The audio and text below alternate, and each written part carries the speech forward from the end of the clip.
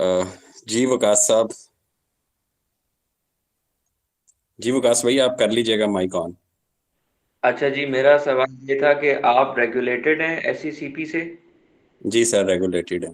अच्छा, आपने जो है वो इन्वेस्टमेंट एडवाइजरी का जो है उनसे जो है आई सर्टिफिकेट लिया है। उनसे सर्टिफिकेट लिया, आईएफएमपी से। जो भी हमारी रिसर्च करते हैं उन सारों के सर्टिफिकेट्स भी होते हैं। अच्छा और अच्छा। हैदर वेंचर्स प्राइवेट लिमिटेड के नाम से रजिस्ट्रेशन है और रेगुलेशन है। Even we have applied for a brokerage licence digital के लिए। अभी आपने अच्छा रिसेंटली सुना होगा, अलॉटमेंट शुरू हो गई है डिजिटल की। We ji R G. Third in the line. अच्छा, एक तो हो चुकी है। अच्छा, मुझे ये पता, आपने अपनी वेबसाइट पे डाली हुई है ये डिटेल्स? सर वेबसाइट्स पे हम आजकल, हाँ हमारी वेबसाइट पे वैसे डिटेल्स थी।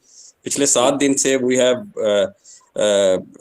असल में हमने हायर किया ट्रेड कास्ट वालों को, जो ऑलरेडी सही। ब्रोकर्स की वेबसाइट्स बनाते हैं। ठीक है, उन्होंने अंडर मेंटेनेंस पे दिया है। वी आर लॉन्चिंग 10 मार्च को, हम एक सॉफ्टवेयर लॉन्च कर रहे हैं इन्वेस्टिफाई की तरह का, डेमो ट्रेडिंग के लिए। Okay okay okay. चले चले, और भी लोगों को मौका मिलना चाहिए। नहीं नहीं, और कोई क्वेश्चन है पूछें। सो जी नाइस जी। Of you sir. बाकी मैं यही पूछना चाह रहा था कि सर आप लोगों का क्या बैकग्राउंड है, क्या रिटर्न्स रहे हैं, कितने लोग हैं, क्योंकि मैं ज़रा इतना ज़्यादा आपके जो है ना फर्म के बारे में जानता नहीं हूँ जो है।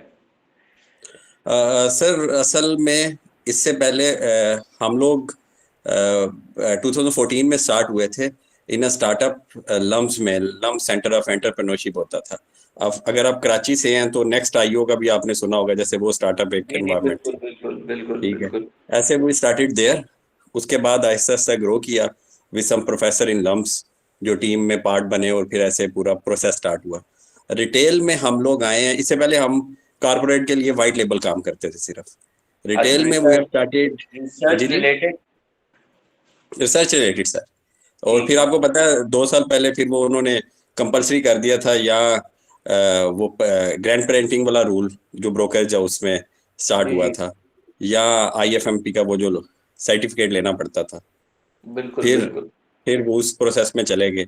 इट टेक ऑलमोस्ट 6 मंथ हमारे सारे मेंबर्स को उधर से प्रोसेस में से गुजरते हुए। कुछ ने टेक्निकल का कोर्स किया सर, कुछ ने फंडामेंटल का किया। अभी वी आर नॉट मार्केटिंग और पेड सर्विसेज जब तक हमें डिजिटल ब्रोकरेज का नहीं मिलता। सही सही सही। अच्छा, मुझे ठीक ये है, बताइएगा कि सर आप लोगों की क्या फिलॉसफी है, आप ज़्यादा टेक्निकल्स की तरफ होंगे या फंडामेंटल्स की तरफ या मिक्स ऑफ बोथ? टेक्निको फंडामेंटल कह लें। अच्छा। बेसिकली हमारी जो लर्निंग है वो होगी, बेसिक से स्टार्ट होगी, और ज़्यादा फंडामेंटल्स को। ठीक है, लेकिन फॉर ट्रेडर्स और वॉल्यूम चर्न के लिए आपको पता है टेक्निकल्स के बगैर तो आप शॉर्ट टर्म गेन ले नहीं सकते। जी तो जी, वही बिल्कुल। चीज़ों को हमें, it's it's kind of a blend sir. सही है। अच्छा, अभी एग्जिस्टिंग आप किसी जो है लोगों को जो है इन्वेस्टमेंट एडवाइजरी सर्विस प्रोवाइड कर रहे हैं? अगर कर रहे हैं तो सर कितना आपका जो है एसेट्स जो है अंडर मैनेजमेंट कितने होंगे जो है? सर हमारे साथ कुछ इंस्टीट्यूट्स हैं। अगर आप को नंबर अभी शेयर कर देते हैं, आप अगर उधर कहेंगे तो मैं आपको अपनी बुकलेट शेयर कर दूंगा। जी जी, श्योर श्योर श्योर ठीक है, श्योर। क्योंकि ये फिर ठीक। स्टार्ट करना है इधर बेसिक्स। अच्छा, मेन पर्पस ये है कि आप इकोनॉमिक्स से रिलेटेड जो डिफिकल्ट कंसेप्ट है ना, इसे आम जुबान में लोगों को समझाना है। दिस इज द मेन सही पर्पस बिहाइंड दैट। सही। ठीक है, ज़्यादा आप मैक्रो पे फोकस रखेंगे या जो है कंपनी के जो फंडामेंटल्स होते हैं या जो नॉर्मल एक बिजनेस साइकिल होती है देखिए जी, उस पे? मैक्रो इंडिकेटर, मैक्रो और माइक्रो को अभी इकोनॉमिक्स को तो हमने अभी टच ही नहीं किया। उसके सही लिए we are conducting a free session in Ramzan, जिसमें स्टार्ट हम ऐसे करेंगे जो हमारा अभी प्लान बना था। मैक्रो इंडिकेटर्स और माइक्रो इंडिकेटर्स, प्लस लीडिंग और लैगिंग इंडिकेटर्स, उसके बाद फिर company fundamentals and then technicals. चलें वो चलें भी मैं चलें। आपसे शेयर कर दूंगा। चलें, यानी मैं समझना चाह रहा हूँ जैसे सरमाया का मॉडल है, somewhere somewhere on the same lines you are going to it's kind of a, perform. क्योंकि it's kind of a digital platform for learning. सही सही सही। चलें सर, काफ़ी सारे और भी लोगों के सवाल हैं, सर चलो, हुआ तो मैं थैंक यू जी, थैंक यू। अगर किसी का और क्वेश्चन है रिलेटेड टू मार्केट तो वो कर सकता है, एक आधा, फिर स्टार्ट करते हैं। जी डॉक्टर साहब, कहना है जी कौन बात कर रहे हैं सर? जुल्फकार जुल्फ़िकार साहब? अज़ीम सर। जी जी सर। सर आज आपने वो 4 पिक्चर्स हमारे साथ शेयर की थी, जी जिसमें जी। प्रॉपर्टी का भी था और उसमें आपने कहा था कि यार हम्म। स्टॉक मार्केट ऐसे। तो सर उसमें हम्म। मेरा क्वेश्चन ये है कि मतलब 20 साल तक या 10 साल तक हम किसी भी शेयर को होल्ड रख सकते हैं? Sir there is no limit. लोगों के पास, अगर कोई इधर इस बैकग्राउंड से है, तो लोगों के पास अपने फोर फादर्स के फिजिकल फार्म में भी 1970s 80s से शेयर पड़े हुए हैं, जब फिजिकल फार्म में सही। सर्टिफिकेट मिलते थे, ऊपर फोलियो प्रिंट होता था। जी आप सर सही। जितनी देर मर्जी सर रख सकते हैं। प्लस अगर आप, कुछ साइट्स हैं ऐसी, जैसे सरमाया की साइट है, जैसे पीके फाइनेंस की साइट है डॉक्टर यासिर साहब की, उधर जाके आरओआई कैलकुलेटर्स होते हैं। आप उधर जाके सब दोस्त आरओआई कैलकुलेटर में जाएं, वहाँ ईयर लिखें, शेयर लिखें, प्राइस लिखें, वो आगे आ रही होती है सजेस्टेड प्राइस उस ईयर की, लो और हाई। वो आप कैलकुलेट जी करेंगे तो आप हर शेयर का आरओआई कैलकुलेट कर सकते हैं ओवर द टाइम। जबरदस्त सर। मतलब जो आपने उसमें वो आज दिया ना कैलकुलेशन में जी कि जी इतने उस टाइम पे आपने इतने का लिया होता तो अभी तक, इट मींस कि जी इतने अरसे तक हम लोग लॉन्ग टर्म इन्वेस्टमेंट की, मैं इन अदर वर्ड्स बात कर रहा था कि इतने अरसे तक आप होल्ड रख सकते हैं और उससे आप फायदा भी उठा सकते हैं इन केस ऑफ डिविडेंड और जी जी। सर उधर आपको पोटेंशियल पूरी ग्रोथ। पूरी सीरीज मिलेगी कि कितना डिविडेंड किस साल, और किस साल आपकी इनिशियल इन्वेस्टमेंट पूरी हो रही है। बेसिकली मसला यहाँ ये आता है कि बाकी किसी एसेट में साइकोलॉजी इस लेवल पे नहीं आती। आप डेली स्क्रीन खोल के अपने अमाउंट को नीचे जाता ऊपर जाता नहीं। आज स्टॉक मार्केट को आप ऑफलाइन कर दें और पुराने सिस्टम में चले जाएं, तो सर मुझे नहीं लगता स्टॉक मार्केट के लॉसेस ज्यादा हों, फिर लॉसेस कम होंगे, क्योंकि पड़ा है। अब देखिए ना, प्लाट एक लेता है आज, जैसे आजकल प्रॉपर्टी 25 से 40% डाउन है पाकिस्तान में। ये जी प्राइम लोकेशन की मैं बात कर रहा हूँ सर। लेकिन क्या कहेंगे हम लोग, या हमारे बड़े, या हमारे दोस्त, कि चलो ठीक है, पड़ा है, ठीक हो जाएगा, साल 2 साल तक ठीक हो जाएगा, यूं ही कहते हैं ना बिल्कुल। सर अमूमन। बिल्कुल ऐसे ही ठीक। है, बिल्कुल ऐसे ही सर दूसरी साइड पर जब स्टॉक मार्केट की बात आती है ना, तो ये सुबह सुबह उठ के हम लोग स्क्रीन खोलते हैं, और जो ही स्टॉक ऊपर जाता है, इसके साथ हमारे इमोशंस भी ऊपर जाते हैं। है। जो ही जी। स्टॉक नीचे आता है, इसके साथ हमारे इमोशंस भी नीचे आते हैं। तो this is the only factor जिसकी वजह से हम लोग ज्यादा देर होल्ड नहीं कर सकते। ठीक है सर, थैंक ठीक है यू। जी। Thank you. थैंक यू जी। अच्छा जी, स्टार्ट करते हैं आज का। बेसिकली एक सेशन में, या एक क्लास में, या शायद एक साल में भी कोई किसी को नॉलेज नहीं कन्वे कर सकता। आपके पास, आप डिजिटल एरा में रह रहे हैं सब दोस्त, और this is the best time. कोई एक बंदा जो ड्रीम कर सकता है, जहाँ पहले एक छोटी सी चीज सीखने के लिए उस्ताद ढूंढना पड़ता था, उधर ट्रैवल करके जाना पड़ता था, किताबें निकालनी पड़ती थी, लाइब्रेरियों में जाना पड़ता था, प्रोफेशनल्स के पास जाना पड़ता था। सर अब आपके पास मोबाइल है, आपकी हथेली में इस वक्त सारी दुनिया है। आप इधर बैठ के कुछ भी सीखना चाहें, कुछ भी सर्च करना चाहें, कुछ भी कर सकते हैं आप लोग। तो this is the best era you are living. अल्लाह का इसका शुक्र अदा करें। अब मैं जो चीजें आपको बताऊंगा, ये सिर्फ और सिर्फ काइंड ऑफ, आप समझ लें कि इंडिकेशन होगी, या किस पाथ पे जाके क्या क्या चीजें देखनी है। और मैं पहले भी अपने सेशंस में ये बताता रहा हूँ कि आपको नॉलेज जहां से मिले, जैसे मिले, बस ले लें, फायदे की चीज होनी चाहिए। क्योंकि स्टॉक मार्केट में आप लोग अपना पैसा लगा रहे हैं, वो पैसा कितनी मेहनत से कमाते हैं, ये आपको पता है या आपके अल्लाह को पता है। वो जो मेहनत का पैसा है इधर आता है, इधर क्विक रिच स्कीम समझ के अचानक शेयर ऊपर जाता है, अचानक नीचे आता है, और हमें हमारे इमोशंस अंदर आ जाते हैं, और हम ये देख रहे होते हैं कि बेच दें, खरीद लें, लोगों से पूछ रहे होते हैं। और मैंने ये भी नोट किया है इस टाइम कोर्स में, कि अगर कोई एक बंदा, किसी ने पूछा कि फॉर एग्जांपल सल का क्या बनेगा, और कोई बंदा भी दुनिया का, जरूरी नहीं एनालिस्ट, कोई बंदा भी ये कह देना होल्ड कर लो बड़ा अच्छा है, तो वो से तसल्ली मिल जाती है, यार ये क्या क्राइटेरिया ऑफ सेटिस्फेक्शन है। और सर इसलिए मैं कहता हूँ कि थोड़ा सा सीख लें, चीज़ों को पता हो कि मैं जो चीज़ ले रहा हूँ वो क्यों ले रहा हूँ। परेशानी से बचने के लिए हर सेशन इधर से स्टार्ट करता हूँ कि ट्रेडिंग प्लान रखें। पहले ये डेजिग्नेट करें या डायग्नोज करें अपने आप को कि मैं इन्वेस्टर हूँ या मैं ट्रेडर हूँ। अगर मैं इन्वेस्टर हूँ तो मैं किस तरह इन्वेस्ट करूंगा। क्या मैं हर मंथ इन्वेस्ट करूंगा, या लेके रख दूंगा और हर डिप पे बाय करूंगा, या बस मैंने ले लिया, अब मैंने इसको वेट करना है, और मैं हर क्वार्टरली जब रिजल्ट आएगा तो इस कंपनी को दोबारा पढ़ूंगा, और फिर अपने डिसीजन को और तरह से देखूंगा, उसकी डायरेक्शन लूंगा। या आप ट्रेडर हैं। अच्छा, जिन जिन जिन दोस्तों ने हैंड रेज किया वो नीचे कर लें, बाद में सारों को मौका मिलेगा क्वेश्चन करने का, टाइम होगा। ठीक है। अच्छा, ये जो ये चीज अपने आप को करना बड़ा जरूरी है ये चीज में कि मैं ओरिजिनली हूँ क्या। अब होता क्या है, यहाँ हम लोग ट्रेडर आते हैं और ट्रेडर में भी सर इंट्राडे ट्रेडर आते हैं हम लोग, कि आज ही आप मुख्तलिफ ग्रुप्स में भी मिलेगा, ट्विटर पे भी मिलेगा और भी बड़ी जगह के 2% डेली, 5% डेली। सर 2% डेली 60% या 40% महीने का बनता है और 40% महीने का बनता है, तो साल का आप खुद अंदाजा लगा लें कितने परसेंट बनता है। ये प्रैक्टिकली इम्पॉसिबल है। आज मैंने मैसेज में भी आप लोगों को कन्वे किया था, पिछले सेशन में भी ये कन्वे किया था।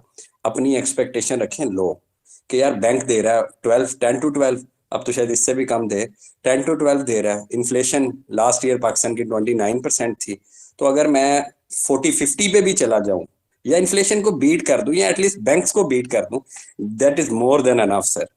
अपनी एक्सपेक्टेशन को जितना लो रखेंगे उतना फायदा। दूसरी बात यह कि इस मार्केट में इंट्रा डे ट्रेडिंग या डे ट्रेडिंग या ऐसे लाओ माल करके ना, मैंने अपने थोड़े से दौरानिए में 2011 से अभी तक over the period of time किसी को सक्सेसफुल होते नहीं देखा कि यार ये करके। हाँ, स्विंग ट्रेडिंग में आप सुकून से करें, डिलीवरी में माल लें, फ्यूचर लेवरेज को छोड़ दें, तो you can do a good thing. Stock market को आप मेन बिजनेस बना सकते हैं, लेकिन इसके कुछ कॉम्प्लिकेशन हैं, ये भी मैं बता दूं। इसकी पहली कॉम्प्लिकेशन ये है कि जरूरी नहीं है कि हर महीने एग्जैक्ट सैलरी की तरह आप इसमें से अपनी इन्वेस्टमेंट विड्रा कर सके। सर इसे अगर आप पैसिव इनकम रखेंगे ना, ये ज्यादा प्रेफरेबल है। हाँ, अगर आप बड़े प्रोफेशनल हैं और आपने जीना मरना ही से कर लिया है और आपके पास फंड्स हैं और आपको तरीका आ गया कि मैंने कितनी देर कैश पे बैठना है, क्या आइटम उठानी है, कब लेनी है, कौन से स्क्रिप्ट मैंने क्यों लेना है, आपको क्यों आ गया है, क्यों का आंसर, तो फिर you can make it a active business. Otherwise इसे पैसिव रखें और जो जो काम करते जा रहे हैं करें, और इसमें over the long period of time Aahista Aahista SIP करके इसके अंदर इन्वेस्टमेंट करें। जैसे वो आज पिक्चर में था कि वो आपके सामने ही है, जाके ग्रुप पे दोबारा पढ़िएगा, 6 बिलियन की बात हो रही थी, 1 करोड़ से 6 अरब कोलगेट। और कोलगेट जैसा आगे 20 साल में भी शायद यही कोलगेट अगला कोलगेट हो, शायद मारी पेट्रोलियम ऐसा बन जाए, तो वो कैसे देखना है, एक चीज। दूसरी चीज ट्रेडिंग प्लान। सर जैसे आज BBFL का बताया था, आपके सामने था, जिसने लेना है ले, अपनी रिसर्च करे, उसकी PE जाके चेक करे, उसकी 30 डे एवरेज वॉल्यूम चेक करे, उस सेक्टर की न्यूज, उसके लास्ट फाइनेंशियल सेट करे, और ये सारा सेट करके अपना ट्रेडिंग प्लान ले, आइदर स्टॉप लॉस और आइदर टारगेट प्राइस। और ये जो एवरेज वाली स्ट्रेटजी है ना, अगर किसी को पसंद है ठीक है। फॉर अ ट्रेडर, इन्वेस्टर के लिए it's a good opportunity, her discount is a good opportunity, ठीक है। जबकि for a trader average is just a satisfaction of mind. आपके पास अगर आपने 1 लाख की कोई चीज ले ली और आपके पास अगला 1 लाख पड़ा है, तो भाई वो ऑलरेडी नीचे स्टॉप लॉस की तरफ जा रही है, तो उसे रहने दें, उसकी बजाय 1 लाख कहीं और इन्वेस्ट करें और ले लें। यहाँ क्या कहा जाता है, हर डिप पे बाय करो, एवरेज करें, बहुत अच्छा है, बहुत अच्छा है। भाई अगर आपका प्लान ही नहीं था तो छोड़ दें उसे। अगली चीज, आपने जब भी स्टॉप लॉस और टारगेट प्राइस रखनी है, एटलीस्ट 1:2, कि अगर 10 रुपए का कोई शेयर आपने लिया है, वो 8 पे जाएगा तो मैं बेच दूंगा, वो 14 पे जाएगा मैं बेच दूंगा। सपोज आपने पूरे मंथ में 10 ट्रेड्स की, मैं इसे बेसिक लेवल पे समझा रहा हूँ। सपोज आपने पूरे मंथ में 10 ट्रेड्स की, 10 ट्रेड्स का मतलब है आपने 5 लूज की और 5 जीते, 2 रुपए लूज किए हर ट्रेड में, तो 10 रुपए आपने लूज किए। 5 ट्रेडें आपने जीती, तो आपने 5 रुपए मल्टीप्लाई बाय 4, 10 रुपए, 20 रुपए जीते। 20 में से आपका लॉस 10 रुपए माइनस हुआ, in the end you are in net gain of 10 रुपए। अगर इस चीज को आप नंबर्स को एक दफा मेरे कहने पे नोटबुक पे लिख के करेंगे ना सेम, तो आपको पता लगेगा। सेकंड चीज ये है कि कोई भी दुनिया में अगर कोई ये क्लेम कर रहा है, ये आप में से किसी को लगता है कि एक ऐसा बंदा जो हर टाइमली टिप देता है, और हर चीज टिप शिप तो वैसे भी कोई चीज नहीं होती, टाइमली रिकमेंडेशन या टाइमली उसकी रिसर्च से हर टाइम हर वक्त फायदा होता है, तो सर ये इम्पॉसिबल है। या वो बंदा ही नहीं एग्जिस्ट करता या वो झूठ बोल रहा है। इसकी वजह यह है कि आपकी कोई भी बंदा मार्केट को टाइम नहीं कर सकता। ये बंदा प्रमोटर होती कंपनी भी मार्केट को टाइम नहीं कर सकते, क्योंकि मार्केट फिर पब्लिक में आ जाती है। और ये पाकिस्तान में ये कल्चर है, मार्केट का वॉल्यूम छोटा है, $48 बिलियन में अभी हम, तो कुछ इंस्टीट्यूट्स या कुछ सेट कल्चर ऐसा है कि जो मार्केट को मैनिपुलेट करते हैं। लेकिन ये आपके लिए ये है कि कोई भी मार्केट को टाइम नहीं करता, और ट्रेडिंग, कोई भी ट्रेडिंग का अल्टीमेट विनर नहीं होता। It's a game of percentile and probabilities, कि मैंने 10 स्क्रिप्ट्स लिए या 10 जगह ट्रेडिंग की, 4 में लॉस हो गया, 6 में मैं जीत गया, मेरा रिस्क रिवार्ड ऐसा था कि अल्टीमेटली मैं विनर रहा। तो ये एक जो चीजें है ना, ये हर सेशन के स्टार्ट में मेरे भाई मैं आप लोगों से शेयर करता हूँ। मैंने भी ये ओवर द टाइम लॉसेस करके सीखा, और अगर आप ये लॉसेस करके सीखना चाहते हैं वो आपकी मर्जी, और अगर आप किसी के लॉस देख के सीखना चाहते हैं वो भी आपकी मर्जी। ये तो हो गया सर ट्रेडिंग प्लान और मेंटल सेटिस्फेक्शन, ठीक है। अच्छा, ये जो क्वेश्चंस भेज रहे हैं ना, अभी कोई फायदा नहीं है, क्योंकि मेरा टोटल फोकस इस वक्त लेक्चर पे है। तो एंड पे आज थोड़ा सा लेक्चर हम लंबा कर रहे हैं, वैसे हमारा 1 घंटे का होता है। पिछले लेक्चर सारे ग्रुप पे अवेलेबल है फीचर पोस्ट में। अगर आप लोग सेशन के एंड पे जो 10 15 20 मिनट हुए, उसमें हम लोग इंशाल्लाह क्वेश्चन करेंगे। जो मुझे आता हुआ मैं बता दूंगा, जो ना आता हुआ या मैं किसी से पूछ के बता दूंगा टाइम लेके, या फिर उसे दोनों मिलके सर्च कर लेंगे। अच्छा जी, ग्रोथ स्टॉक जो है कि हमें कैसे पता चलेगा? जैसे साजगार की एक रैली आई थी, लकी की एक रैली आई थी, सिटी फार्मा की एक काइंड ऑफ छोटी सी रैली थी। ऐसे कैसे पता चल सकता है कि कोई स्टॉक ग्रो करना है? क्या ऐसे फैक्टर्स हैं, क्या चीजें हैं, किन चीजों को हमने देखना है? देखें जी, सबसे पहले स्टॉक मार्केट में ना सबसे पहली चीज जो आप लोगों को चाहिए, नॉलेज, टेक्निकल, फंडामेंटल, इन सारी चीजों से सबसे पहले वो है कॉमन सेंस। सबसे पहली चीज जो आप लोगों ने अपने पास रखनी है वो कॉमन सेंस है। अगर कॉमन सेंस होगी तो नेक्स्ट चीजें बाकी सारी सीखी जाएगी। तो ग्रोथ स्टॉक ढूंढने के लिए जी, आज कोई एक स्टॉक को पकड़ के हम थोड़ा उस पर डिस्कस भी कर लेंगे कि जो ग्रोथ स्टॉक है, या ठठा पे हम कर लेंगे, या एयरलिंक पे कर लेंगे, किसी पे भी एक स्टॉक पे। और अच्छा, ग्रोथ स्टॉक में सबसे पहले आपने देखना है सेक्टर। अब देखें जी, सेक्टर आपके पास स्टॉक मार्केट में सेक्टर है, टेक्सटाइल सेक्टर है, ऑटो असेंबलर सेक्टर है, ऑटो सेक्टर है, ये सेक्टर है, वो सेक्टर। फर्ज किया आपकी इकोनॉमी के इंटरेस्ट रेट ज्यादा है, और आपकी इंटरेस्ट रेट, आप पीक पे 22 से 24 वाले इंटरेस्ट रेट पे खड़े हैं, तो आपको खुद पता है कि इस इंटरेस्ट रेट पे लोग कैसे गाड़ियां ज्यादा लीज करवाएंगे, नहीं करवाएंगे। तो वो वाला टाइम जब इंटरेस्ट रेट हाई है, तो ऑटोस के नंबर भी बड़े कम आए थे। तो ये कॉमन सेंस है, इसे आपने को रिलेट करना है, ठीक है। तो आपको पता है यार, अभी मैं ना इस सिनेरियो में नहीं आऊंगा, अब इंटरेस्ट रेट कम होते जा रहे हैं, ऑटो सेक्टर बूम करता जाएगा। और भी फैक्टर हैं, लेकिन कॉमन सेंस वाले फैक्टर मैं आपको बता रहा हूँ, ठीक है। क्योंकि सेशन के बाद कोई ये ना कहे कि जी ये एक फैक्टर था, ये आपने बताया नहीं। सर मैं कुछ जनरल चीजें बताऊंगा, बाकी रिसर्च आपकी अपनी है।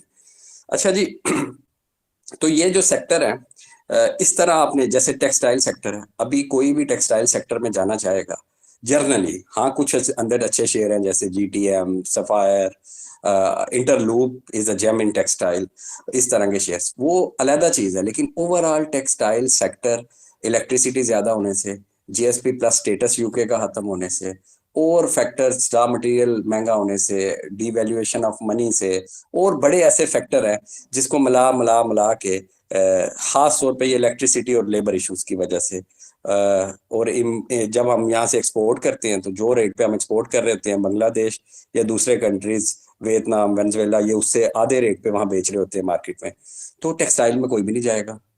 इसी तरह बैंकिंग सेक्टर का चार्म था, आल्दो अभी भी चार्म है, लेकिन जब इंटरेस्ट रेट हाई था लोगों ने इन्वेस्ट किया होता है बैंकिंग सेक्टर में। अब इंटरेस्ट रेट कम हुआ है, तो जो बेनिफिशियरी है जैसे सीमेंट सेक्टर है और दूसरा, लोग उसमें इन्वेस्ट कर रहे हैं, ठीक है। आईपीपीज एक टाइम में पीक वॉल्यूम देते होते थे, जब लोगों को पता चला कि इधर अब टर्मिनेशन हो गई है कॉन्ट्रैक्ट की, पीपीएस की, तो अब इधर लोग एंटर होते हुए थोड़ा सा घबराएंगे, डरेंगे, और कहेंगे कि यार हम इधर क्यों जाएं, ये तो एक वाइट एलिफेंट बनता जा रहा है, डिविडेंड के लिए लोग जाएंगे, ये वो। तो सबसे पहले आपने सेक्टर चूज करना है, और सेक्टर चूज में कॉमन सेंस होनी चाहिए। सीमेंट सेक्टर एक ऐसा सेक्टर होता है जो हर टाइम मुल्क की डेवलपमेंट के साथ साथ ग्रो करता है। किसी जगह छोटी सी सोसाइटी बने, मैं एग्जांपल देता हूँ, उसके इर्द गिर्द सीमेंट वाली शॉप्स की सेल्स इंक्रीज हो जाती है। यहाँ तो दो मुल्क खड़े होने हैं, अभी अफगानिस्तान ने बनना है और सीमेंट जाना है इधर से। 1971 के बाद पहली दफा ट्रेड स्टार्ट हुई है, जिसमें आमतौर पे शुगर और सीमेंट जो हम लोग बांग्लादेश अभी भेजेंगे, ठीक है, और कॉन्ट्रैक्ट होना भी शुरू हो गए हैं।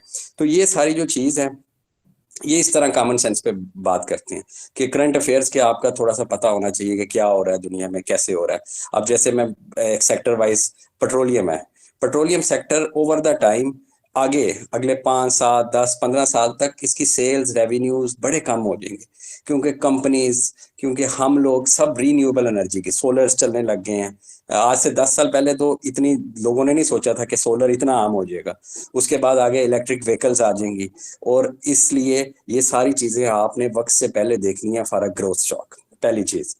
दूसरी चीज इसकी कि आपने, अब आ जाए टेक्निकल साइड पे, आपने देखना है कि जो जिस कंपनी में मैं जाना चाहता हूँ या जिस कंपनी को मैं रिसर्च करना चाहता हूँ, उसका रेवेन्यू ग्रोथ अबव एवरेज है या नहीं। कि अगर फर्ज किया, ये आपको डाटा कहाँ से मिलेगा मैं साथ साथ आपको बताता रहूंगा, हम किसी एक ब्रोकर को या किसी एक साइट को प्रमोट नहीं करते, ना करेंगे।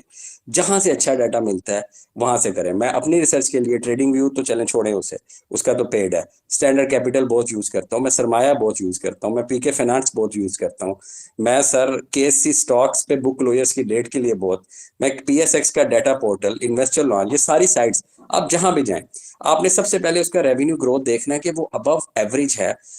इससे पहले एक चीज समझ लें कि स्टॉक मार्केट और इकोनॉमी में जब भी कोई नंबर आप होता है ना, नंबर कोई, या किसी की ग्रोथ देखते हैं या किसी की ईपीएस देखते हैं, तो वो कंपैरिजन में देखते हैं। कभी भी ऐसे नहीं होता कि इस कंपनी की बहुत ग्रोथ है, भाई इन कंपैरिजन टू इसके पिछले साल से, इसके सेक्टर से, इसके साथ वाली दूसरी कंपनी से, किससे। तो जब भी आपने कभी भी रिसर्च करनी है तो इन कंपैरिजन करनी है। अब आपने देखना है कि ग्रोथ रेवेन्यूज जो हैं आपके अबव एवरेज हैं, वो किससे एवरेज, क्या वो अपने दूसरे जितने भी पेयर ग्रुप में पेयर उनके हैं उनसे ज्यादा है, या आपके उस सेक्टर से ज्यादा। तो सबसे पहले आपने चीज देखनी है कि रेवेन्यू ग्रोथ अबव एवरेज है या नहीं। मुझे पता है दोस्त बताते हैं, काफी दोस्त नोट्स भी लिखते हैं, तो ये सिर्फ पॉइंट्स बुलेट्स लिखा करें, बाद में रिसर्च किया करें और नई चीज हो उसे शेयर किया करें, क्योंकि learning always it's a two way process. तो रेवेन्यू ग्रोथ आपकी अबव एवरेज होनी चाहिए। अच्छा, दूसरी चीज है कि ईपीएस शुड बी पॉजिटिव। अच्छा, ग्रोइंग स्टॉक की ना आपने ये देखना है कि ईपीएस पॉजिटिव आनी चाहिए। अच्छा, जिनकी ईपीएस नेगेटिव से पॉजिटिव होती है ना, उन्हें ग्रोइंग स्टॉक नहीं कहते, उन्हें टर्न अराउंड कंपनीज कहते हैं। जैसे एफएफएल आल्दो ग्रो कर रहा है, लेकिन पहले वो टर्न अराउंड करेगा अपनी फिगर्स को, वो नेगेटिव से पॉजिटिव होगा। पीआरएल नेगेटिव है, अगर आगे ग्रो करता है, जैसे वो अजरबैजान के साथ उसका कॉन्ट्रैक्ट होता है, पीएसओ ने उसे लोन दिया है, सब कुछ ठीक है, तो वो सबसे पहले हमने ये चीज देखनी कि वो टर्न अराउंड होगा पॉजिटिव से नेगेटिव। तो ग्रोथ की जो ईपीएस है ना, वो आपने देखना है कि पिछले 2-3 साल से वो कंसेक्टिव पॉजिटिव होनी चाहिए और ईपीएस ग्रोथ आनी चाहिए उसमें, ठीक है, ये बड़ा जरूरी है। अच्छा, दूसरी तीसरी चीज कि ग्रोइंग स्टॉक जो होते हैं ना, ये अमूमन डिविडेंड कम देते हैं या नहीं देते। इनके पास पैसा आ रहा होता है और आल्दो इन्हें देना चाहिए डिविडेंड, लेकिन ये कम देते हैं या नहीं देते क्योंकि उन्होंने वो पैसा इन्वेस्ट करना होता है दूसरी जगह पे। एग्जाम्पल, जैसे एमएलसीएफ ने पिछले 3-4 साल का जो अपने रिजर्व थे, उस रिजर्व को यूज किया अपनी असेंबली लाइन को ठीक करने के लिए, अपने क्रशर्स को कोल लोकल और इंपोर्टेड कोल की मशीनरी को, ताकि मिक्सचर को भी वो चला सके। एफसीसीएल ने भी यही किया 2-3 साल से। ठट्ठा ने अपने रिजर्व को डिविडेंड में नहीं दिया, उसने अपने रिजर्व को क्या किया, उसने कहा नहीं मैं अपने इधर मेगावाट सोलर लगवाऊंगा, विंड टर्बाइन लगाऊंगा। तो ये क्यों, क्योंकि उन्होंने आगे सोचा कि हमने ग्रो करना है तो हम यूं करेंगे। एमएलसीएफ ने ग्रोथ करनी थी तो उसने कहा मैं अपने कोर बिजनेस के साथ दूसरे पैसिव इनकम्स भी लेके आऊंगा। एग्रीटेक के उसने 23% शेयर परचेज किए, हॉस्पिटल बिजनेस में वो एंटर हो रहे हैं। बिग बर्ड ने अपने रिजर्व को पास रख के अभी पिछले दिनों अपना लोन उतारा है, उन्होंने अपनी प्रोडक्शन लाइन इंक्रीज की है, उन्होंने, अब उनकी रूमर है कि वो, रूमर नहीं बातचीत चल रही है अल्बेक से, मैकडोनल्ड और केएफसी को ऑलरेडी वो चिकन देते हैं। तो ये क्या, ये अपना पैसा लोगों में नहीं बांटेंगे, ये अपना पैसा ग्रोथ में लगाएंगे। अच्छा, दूसरी साइड पे जो डिविडेंड वाली कंपनी जैसे आईपीपीस, आल्दो उनके कॉन्ट्रैक्ट खत्म हो गए हैं, उनका कोई बिजनेस नहीं है अब, वो कुछ के 2027 तक हैं, कुछ के साथ नए एग्रीमेंट्स होंगे, कुछ जैसे हबको है वो बीवाईडी की इलेक्ट्रिक व्हीकल्स में आएगा, लेकिन वो उनके जो बुक वैल्यू में पैसे आ रहे हैं रिसीवेबल्स, वो डिविडेंड के फॉर्म में दे रहे हैं।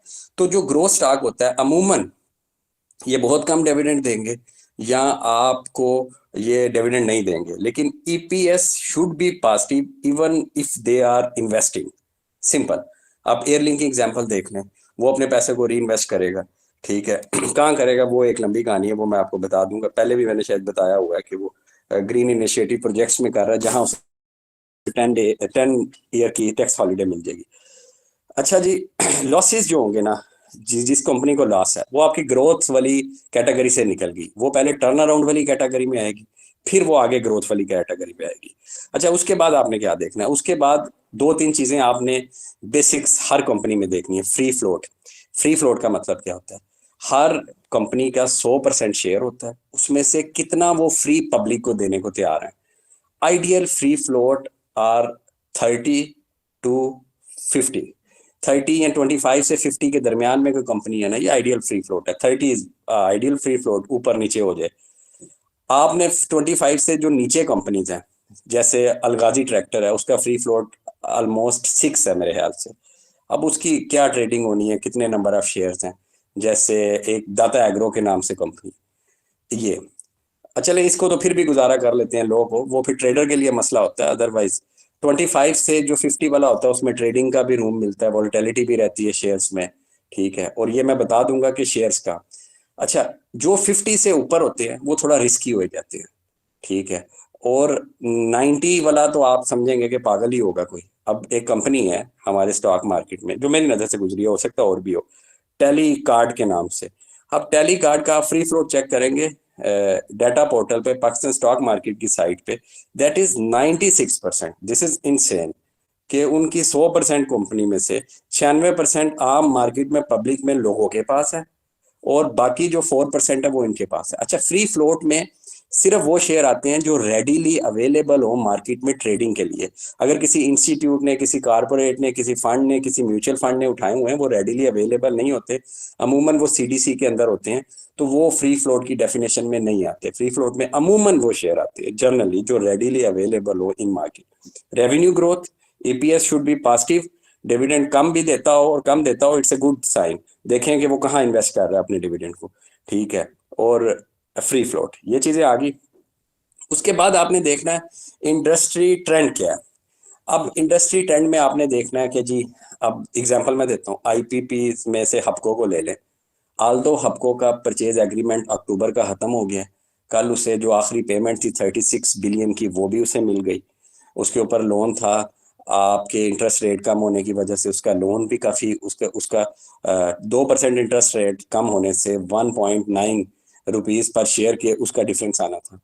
लेकिन आगे आने वाले दौर में एआई और इलेक्ट्रिक व्हीकल का दौर है, तो हपको ने उसके लिए पीएसओ से एग्रीमेंट करके इलेक्ट्रिक चार्जर लगाना शुरू कर दिए इलेक्ट्रिक व्हीकल्स के लिए। तो ये इन्वायरमेंट बन रही है किसके लिए?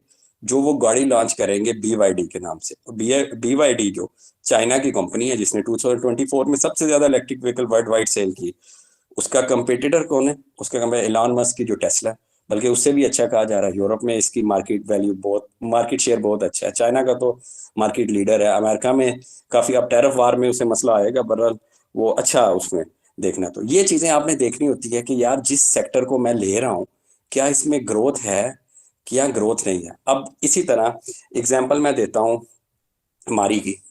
मारी ओजीडीसी, ओजीडीसी का आज ही रिजल्ट आया। अब ओजीडीसी की रेवेन्यू सेल्स कम हुए हैं, पेट्रोलियम प्राइसेस भी कम हुई हैं। आगे अगले एक साल में पेट्रोलियम प्राइसेस क्या होंगे? देखें जी, कंट्रीज होते हैं ओपेक, ऑयल प्रोड्यूसर्स, जो ऑयल प्रोड्यूसिंग इकोनॉमीज होती है, जिसमें ईरान भी आता है, रशिया भी आता है। ये इन इन कंट्रीज का मेन सोर्स जो होता है वो ऑयल ही होता है, ऑयल प्रोडक्शन। अब क्योंकि रशिया वार कर रहा है यूक्रेन से, और रशिया को मेन जो उसकी सप्लाई ऑफ मनी है वो ऑयल से मिलती है, इसलिए अमेरिका बार बार ओपेक कंट्रीज को कह रहा है कि अपनी ऑयल प्राइसेस को कम करें। वो कम करेंगे ऑयल प्राइसेस को, और ऑयल प्राइसेस जब कम होंगी तो रशिया को कम पैसे मिलेंगे। रशिया को कम पैसे मिलेंगे तो वार के अंदर वो एक्सपेंडिचर जो है वो कम करेगा। तो ये एक लॉजिक और कॉमन सेंस है। ठीक है, ये कहीं किताब में या कोई ब्रोकर या हम लोग खुद कहीं से मिलेगा नहीं हमें, ये कॉमन सेंस है जिसको आपने करना। तो इस वजह से अगले एक साल में ऑयल की प्राइसेस इंटरनेशनली कम हो सकती हैं और हो भी रही हैं। और अगर आप वॉल स्ट्रीट जर्नल की आपने ऐप की सब्सक्रिप्शन, या कोई सब्सक्रिप्शन नहीं भी ली उसकी ऐप कर लीजिएगा, या कोई भी उधर आपको investing.com की, तो उधर आपको आर्टिकल्स मिलेंगे जहां ये पूरा सिनेरियो होगा कि कितने ऑयल की प्राइसेस कम होने से रशिया का कितना रिजर्व कम होता है और कितना उसका वार एक्सपेंडिचर है, तो क्या कितनी देर ये चले, ये चीजें कम होंगी। तो और अल्टीमेटली आगे दुनिया सोच रही है ओवर द पीरियड ऑफ 5 से 10 साल के ऑयल की डिपेंडेंसी कम हो, मोनोपोली कम हो, रीन्यूएबल एनर्जी सोर्सेज। तो ये सारी 10 साल के सिनेरियो में अगर सोचा जाए, हो सकता है ओजीडीसी मारी इस तरह की बड़ी कंपनीज ना हो जो आज ये बिग एलिफेंट्स हैं मार्केट के। हो सकता है उस वक्त एयरलिंक हो सकता है उस टाइम कोई एआई पे कंपनी आई हो वो बहुत आगे चली जाए, हो सकता है उस टाइम कोई कार वाली कंपनी जो एआई बेस्ड ड्राइवरलेस कार बना रही हो वो आगे। तो ये आपने ट्रेंड्स को सोचना है और ट्रेंड को हमेशा देखना है। और मारी इस ट्रेंड में क्या कर रहा है, मारी अपने कोर बिजनेस आल्दो वो एक्सप्लोरेशन में, अब वो पेटेंटली अपना कोर और टॉप लाइन ही माइनिंग की तरफ लेके जा रहा है कि कल माइनिंग में जाए। कल मारी लिथियम माइनिंग में चला जाए और लिथियम का आगे फ्यूचर है।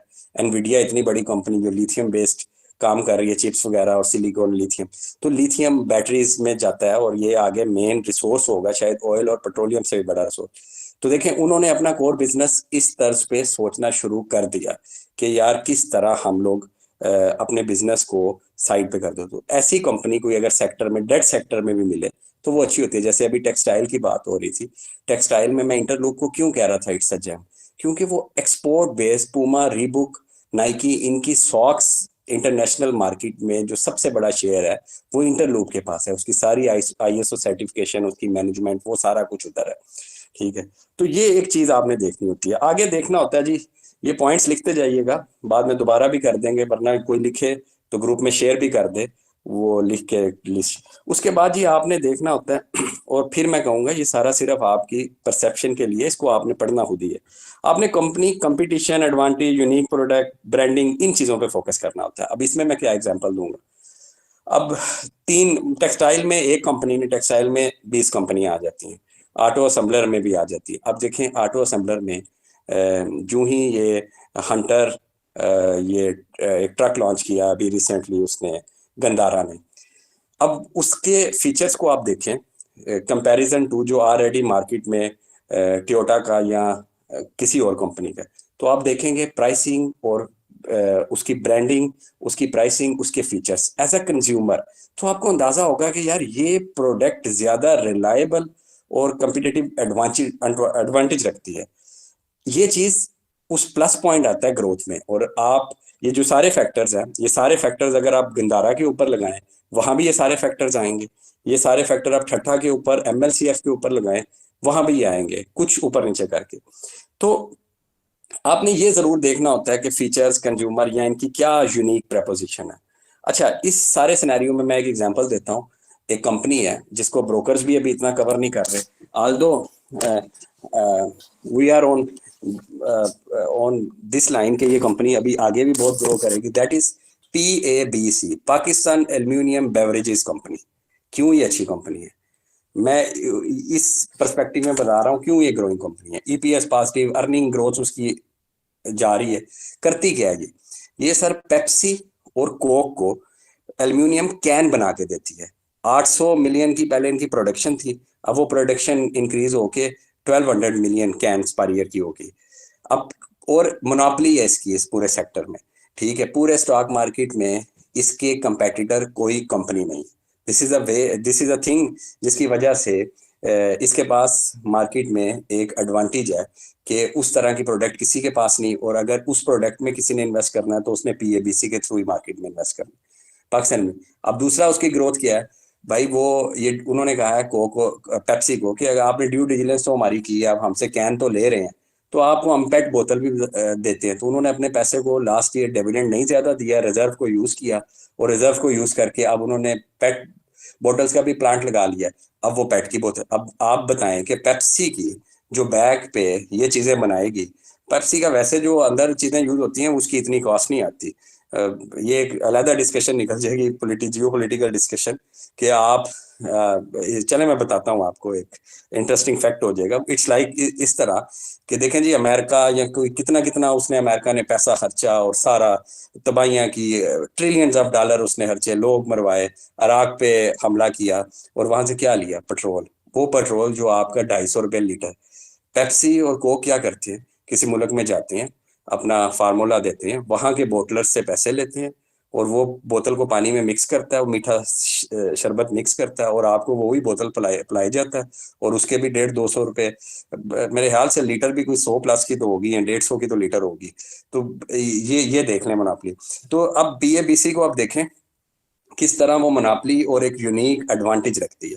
तो आपने कंपनी के अंदर ग्रोइंग स्टॉक में ये जरूर देखना है कि क्या उसके अंदर कोई यूनिक है। अच्छा, ये सारी चेकलिस्ट जो मैं आपको बता रहा हूँ, ये किसी एक शेयर को कभी भी टिक नहीं होगी, लेकिन मैक्सिमम जिस शेयर को टिक होंगी अमूमन 60%, 70% से ऊपर, तो समझ लें दिस इज अ ग्रोइंग।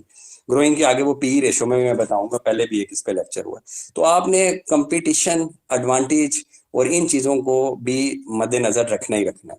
उसके बाद आ जाए मैनेजमेंट और टीम। देखें जी, एक ड्राइवर, एक लीडर, चाहे वो मुल्क का है चाहे वो घर का है, जब तक उसकी qualities top of the line नहीं होंगी, उसके ऊपर कोई फिंगर पॉइंटिंग नहीं होगी, उस वक्त तक ये कंपनी अच्छी होती है।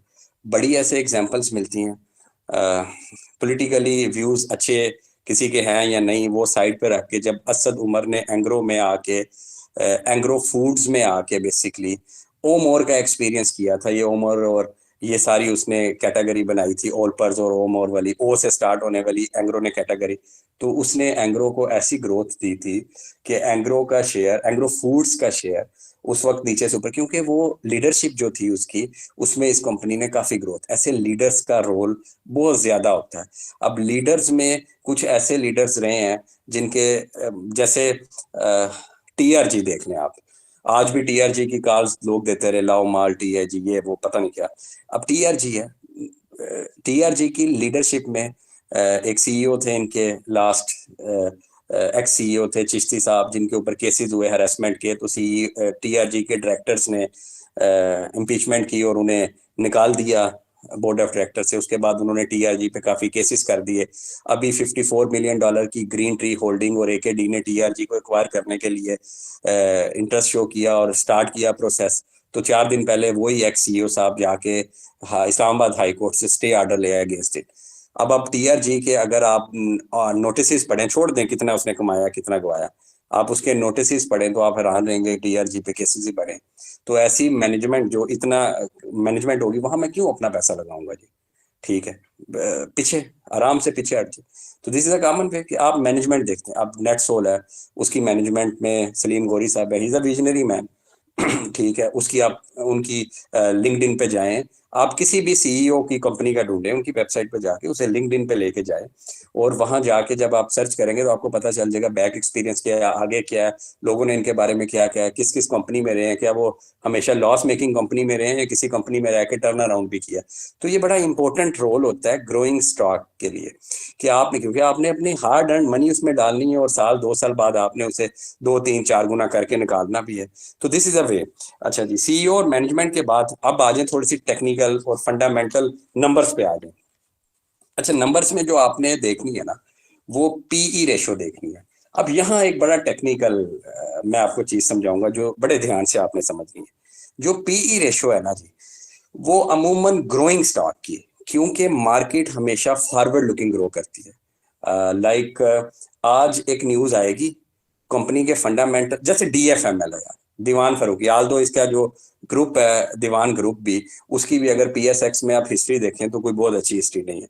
डीएफएमएल ने लास्ट क्वार्टर में 90 लाख रुपए का बिजनेस किया, 23 करोड़ रुपया एक्सपेंस है, और पता नहीं कितनी उसका अर्निंग पर शेयर कितनी नेगेटिव है। अच्छा, ये सारा कुछ डीएफएमएल की एक न्यूज आती है कि जी शायद गवर्नमेंट इसके साथ एग्रीमेंट करे फॉर इलेक्ट्रिक व्हीकल टैक्सी के लिए, इसकी जो इलेक्ट्रिक व्हीकल कार है हॉनरी के नाम से। ये न्यूज आते ही उन्होंने नहीं देखा इधर इधर, शेयर बढ़ना शुरू कर दिया। क्यों? कि मार्केट हमेशा पॉजिटिव फॉरवर्डिंग अप्रोच रखती है कि आगे क्या होगा। तो अमूमन जो ग्रोइंग शेयर हो, पी का क्या फार्मूला होता है, जब भी आपने कोई शेयर लॉन्ग टर्म रखना होता है आप देखते हैं उसकी पीई क्या होती है, मार्केट में उसकी प्राइस क्या है, ठीक है, और उसकी अर्निंग पर शेयर क्या है, और ये earning per share last year की आप लगाते हैं तो पी उसको आप कंपैरिजन करते हैं दूसरे सेक्टर से और ओवरऑल उस सेक्टर से। For example PE ratio of Maple Leaf, अगर मुझे अब एग्जैक्ट याद नहीं लेकिन 7-8 के पास है, 6 से 8 के दरमियान है, जबकि PE ratio of cement sector आज से 1 माह पहले 10 थी। तो ये सीमेंट सेक्टर 10 थी और बी एमएलसीएफ की इतनी थी। तो इसका मतलब है कि यार इस कंपनी में पोटेंशियल है, मैपल लीफ में पोटेंशियल है क्योंकि ये सस्ता मिल रहा है मार्केट से।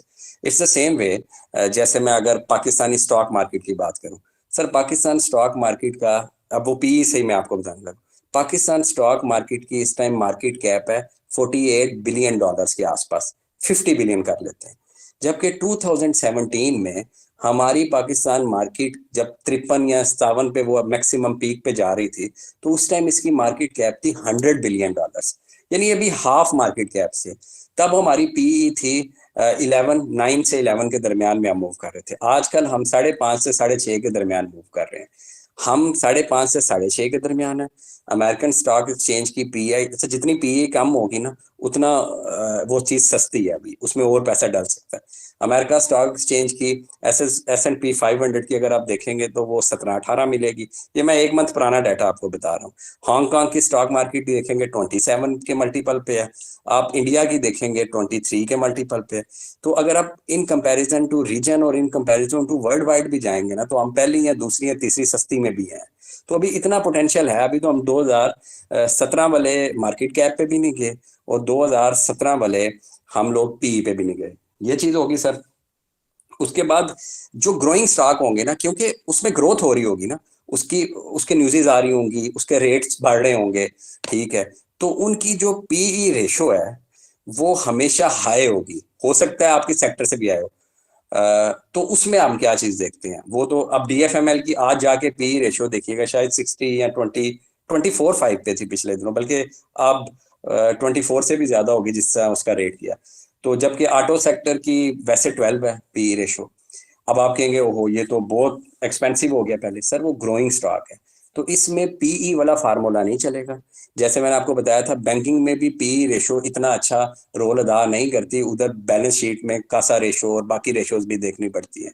इसी तरह जैसे मैंने आपको बताया था टेक स्टॉक्स में बुक वैल्यू एक अच्छी इंडिकेशन नहीं है किसी स्ट्रॉन्ग स्टॉक के लिए, क्योंकि टेक में तो आज मैसेज में भी एक है, जैसे एयरलिंक 180 का और पोटेंशियल रखता है 300 रुपए वाला, लेकिन उसके अंदर वो क्या चीज है, वो जो इसका एयरलिंक का बुक वैल्यू वो 34-35 है। तो पीई रेशो जो है ना, उससे भी ज्यादा इंपॉर्टेंट चीज है पीईजी रेशो। पीईजी रेशो क्या होती है? ये होती है प्रॉफिट प्राइस ओवर अर्निंग की जो पीई रेशो आपकी निकलती है डिवाइडेड बाय ग्रोथ, अर्निंग में ग्रोथ। तो आप ईपीएस की अर्निंग, जब मैंने आपको शुरू में बताया था कि पॉजिटिव होनी चाहिए और ग्रो कर रही हो रेवेन्यू, तो जितने परसेंट ईपीएस ग्रो की है आप वो परसेंटेज को लें और पीई रेशो से डिवाइड करें, तो जो आपके पास वैल्यू, अगर वैल्यू 1 से नीचे है तो इसका मतलब है पीईजी रेशो अगर 1 से नीचे है तो इसका मतलब है ग्रोइंग स्टॉक है, बड़ा अच्छा स्टॉक है, इसने ग्रो करना है। अगर पीईजी रेशो 1 से ऊपर है, ठीक है, तो इसका मतलब है कि नहीं, इसमें वो पोटेंशियल नहीं है। तो ये कहाँ से आपको मिलेगा? इसको आपको कैलकुलेट भी ना करें, आप डाटा पोर्टल में जाएं पाकिस्तान स्टॉक मार्केट के, उसके अनाउंसमेंट के साथ फाइनेंशियल रेशोज में जाएं, वहां किसी भी स्टॉक की आप डायरेक्ट पीईजी रेशो देख लेते हैं। क्या इंडिकेशन है? मैंने पहले भी बताया कि ग्रोइंग स्टॉक में पीई नहीं, पीई उनकी हाई हमेशा हाई होगी, उनके लिए आपने देखना है पीईजी रेशो। और पीईजी रेशो अगर 1 से नीचे होगी, 0.6, 0.1, 0.3, तो वो एक अच्छा इंडिकेशन होगी, और अगर 1 से ऊपर होगी it's a bad indication. Simple आप ये रूल ऑफ थंब रखें। अच्छा, ये जो मैं चीजें आपको बताता हूँ ना, कल आप छोटी छोटी चीजों पे अगर इसे करेंगे तो आपके कुछ क्वेश्चंस होंगे, लेकिन ये जर्नल है, इसको फिर खुद सर्च करके भी ढूंढिएगा। अच्छा, ये सारों के बाद आपने देखना है कि ये जो मैं स्टॉक ले रहा हूँ इसमें एनालिस्ट क्या कहते हैं, उसको देखने के लिए आप एनालिस्ट रिपोर्ट्स भी देख सकते हैं। इंस्टीट्यूट की किस तरह इंस्टीट्यूट्स इस पे आते हैं। अब इंस्टीट्यूट्स कैसे देखना है? लोग कहते हैं जी जैसे बैंक इस्लामी के 75% शेयर जेएस बैंक ने पकड़े, कैसे पता चलेगा? आपने जो भी किसी भी आपने कंपनी के देखने हैं ना कि इस कंपनी के शेयर किसने लिए हुए हैं, तो आपने उस कंपनी की वेबसाइट पे जाना है। जैसे फर्ज किया बैंक इस्लामी की मैं वेबसाइट खोलता हूँ, उसके ऊपर होता है इन्वेस्टर रिलेशन। इन्वेस्टर रिलेशन को क्लिक करूंगा तो वहां आ जाएंगी कि क्वार्टरली रिपोर्ट, ईयरली रिपोर्ट, और आगे आ जाएगा शेयर होल्डर पैटर्न। अब शेयर होल्डर पैटर्न खोलेंगे तो पूरा पैटर्न आ जाएगा कि 1 से 100 तक कितने लोगों के पास शेयर है, ये कितने पास, और नीचे आ जाएंगे सब्सटेंशियल शेयर होल्डर्स, नाम लिखा आएगा कि इस सीईओ के पास इतने शेयर हैं, इसके पास इतने शेयर हैं, इसके पास इतने शेयर हैं, और इस फंड ने इतने उठाए हैं। फंड से मुराद जैसे जेएस वगैरह। म्यूचुअल फंड्स की अगर आपने देखना है कि म्यूचुअल फंड ने क्या उठाया हुआ है, तो म्यूचुअल फंड के जो पाकिस्तान के बायलाज हैं उसमें हर म्यूचुअल फंड अपनी टॉप 10 होल्डिंग्स को पब्लिक करने का पाबंद है। तो आप किसी भी म्यूचुअल फंड को जाके गूगल पे सर्च करें तो उसके फंड के जो भी टॉप 10 होल्डिंग्स होंगी वो आपको मिलेंगी कि जी इसने 10% अपनी टोटल होल्डिंग का मारी का उठाया हुआ है। अमेजान का कोई भी उठाएंगे, उसने अमेजान बैंक, मारी, लकी सीमेंट, हर एक होल्डिंग में आपको नजर आएगा, सिस्टम और ये और वो। ठीक है, तो ये इस तरह आपको वो ये चीज उधर से मिल जाती है। अब उसके बाद आपने क्या देखना है, ये चीजें होगी। अभी नोट डाउन करते रहिएगा जी, क्योंकि अब मुझे ना इधर शो हो रहा है। 1 मिनट जरा, मैं एक्सक्यूज मी सारे। अली यार मुझे 15 मिनट सेशन के शो हो रहे हैं, ये 15 मिनट चलेगा या पूरा 11 चलेगा? अली, चलो वो 15 मिनट शो हो रहा था ना ऊपर। ओके, अच्छा जी यहाँ तक हो गया जी। आगे आ जाए, आपने एक चीज और जरूर चेक करनी है, ठीक है, वो है आपने डेट लेवल जरूर चेक करना है कि कंपनी के ऊपर कर्ज कितना है।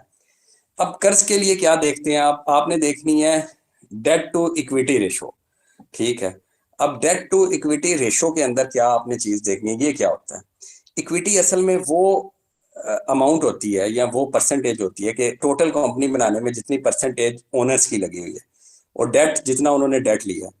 जैसे अगर फर्ज किया है कंपनी, मेरी कंपनी है और मैंने 1000 रुपया मैंने अपना डाला है और 500 रुपया मैंने डेट लिया, तो ये आपने फिर डेट टू इक्विटी रेशो को इस तरह कैलकुलेट करना है कि आप वो कैलकुलेट करके उससे अगर डेट टू इक्विटी रेशो जितनी लोअर होगी उतनी वो कंपनी अच्छी है। जैसे मैंने अभी कल ठट्ठा की जो आपको रिपोर्ट बताई थी, जो हमने थोड़ा सा रिसर्च किया था और वो बताई थी, डेट टू इक्विटी रेशो में ठट्ठा के 3% आती है या 0.03%। ठीक है, 3% के मुराद है कि उसने टोटल जो उसके पैसे लगे थे ना उसमें से उस पे लकी लकी का 63% था डेट टू इक्विटी रेशो। अगर मैं परसेंटेज वाइज आऊँ, वैसे रेशोज में तो वो आप करेंगे तो आपको ये 0.1 या 1 से ऊपर नीचे इस तरह नजर आएगा, लेकिन रेशो में तो डेट टू इक्विटी रेशो आपने जरूर देख है फिर, क्योंकि डेट टू इक्विटी रेशियो से ना आपको बड़ी चीजें नहीं मिलेंगी। हपको में बड़ा डेट है आपके पास, ठट्ठा में बहुत डेट है आपके पास, और ठट्ठा में बिल्कुल डेट नहीं है आपके पास, लकी में बड़ा डेट है। तो डेट टू इक्विटी रेशियो देखते हैं आप ग्रोथ के लिए, क्योंकि ठट्ठा ने अपना सारे पैसे डेट में पहले उतारे अपने रिजर्व से, फिर उन्होंने अपने एफिशिएंसी को इंक्रीज किया। अब इधर ही दूसरा पॉइंट आता है डेट टू इक्विटी रेशियो के साथ कि क्या वो अपने प्रॉफिट मार्जिन को इंक्रीज करने के लिए कोई चीज इन्वेस्ट कर रहे हैं कि क्या, जैसे कल बताया था सीमेंट सेक्टर में कोल चाहिए होता है, मैपल लीफ, फौजी सीमेंट ने अपने प्लांट को इंपोर्टेड के साथ साथ लोकल में कन्वर्ट किया। लोकल कन्वर्ट होने से जहां उन्हें 12,000 रुपए का कोल मिल रहा था, अब वो उन्हें 4,500 का मिल रहा है। अब 4,500 का कोल, अब इंटरनेशनल मार्केट में कोल और सस्ता होने लग गया, लोकल मार्केट में भी सस्ता होने लग गया। तो इससे क्या होगा, अल्टीमेटली उसकी प्रॉफिट इंक्रीज करेगी, उसकी प्रॉफिट इंक्रीज करेगी तो अल्टीमेटली ये गेन हमारा ही है ना, क्योंकि हम ही हिस्सेदार हैं। शेयर, आप शेयर का लफ्ज छोड़ दें, ये सिंपल इस तरह है कि आपके मोहल्ले में या आपके गांव में कोई दुकान है और आप उसे कहते हैं यार तुम्हारी बड़ी सेल है तो मुझे भी, पहले आप उस बंदे का करेक्टर देखेंगे यानी जो टीम और सीईओ, फिर आप उसकी देखेंगे कि यार ये जो प्रोडक्ट है इधर चल रही है या नहीं।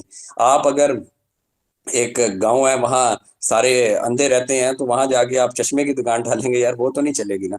तो आपने वो देखना कि चल रही है, प्रोडक्ट आप चेक करेंगे, आप वो देखेंगे, मैनेजमेंट चेक करेंगे प्रोडक्ट, फिर आप क्या चेक करेंगे, फिर उसकी सेल्स चेक करेंगे, क्या वो पीछे प्रॉफिट कमा रहा था या लॉस, कि हर रोज वो डेट लोगों से ले रहा था या वाकई प्रॉफिट कमा के कर रहा था।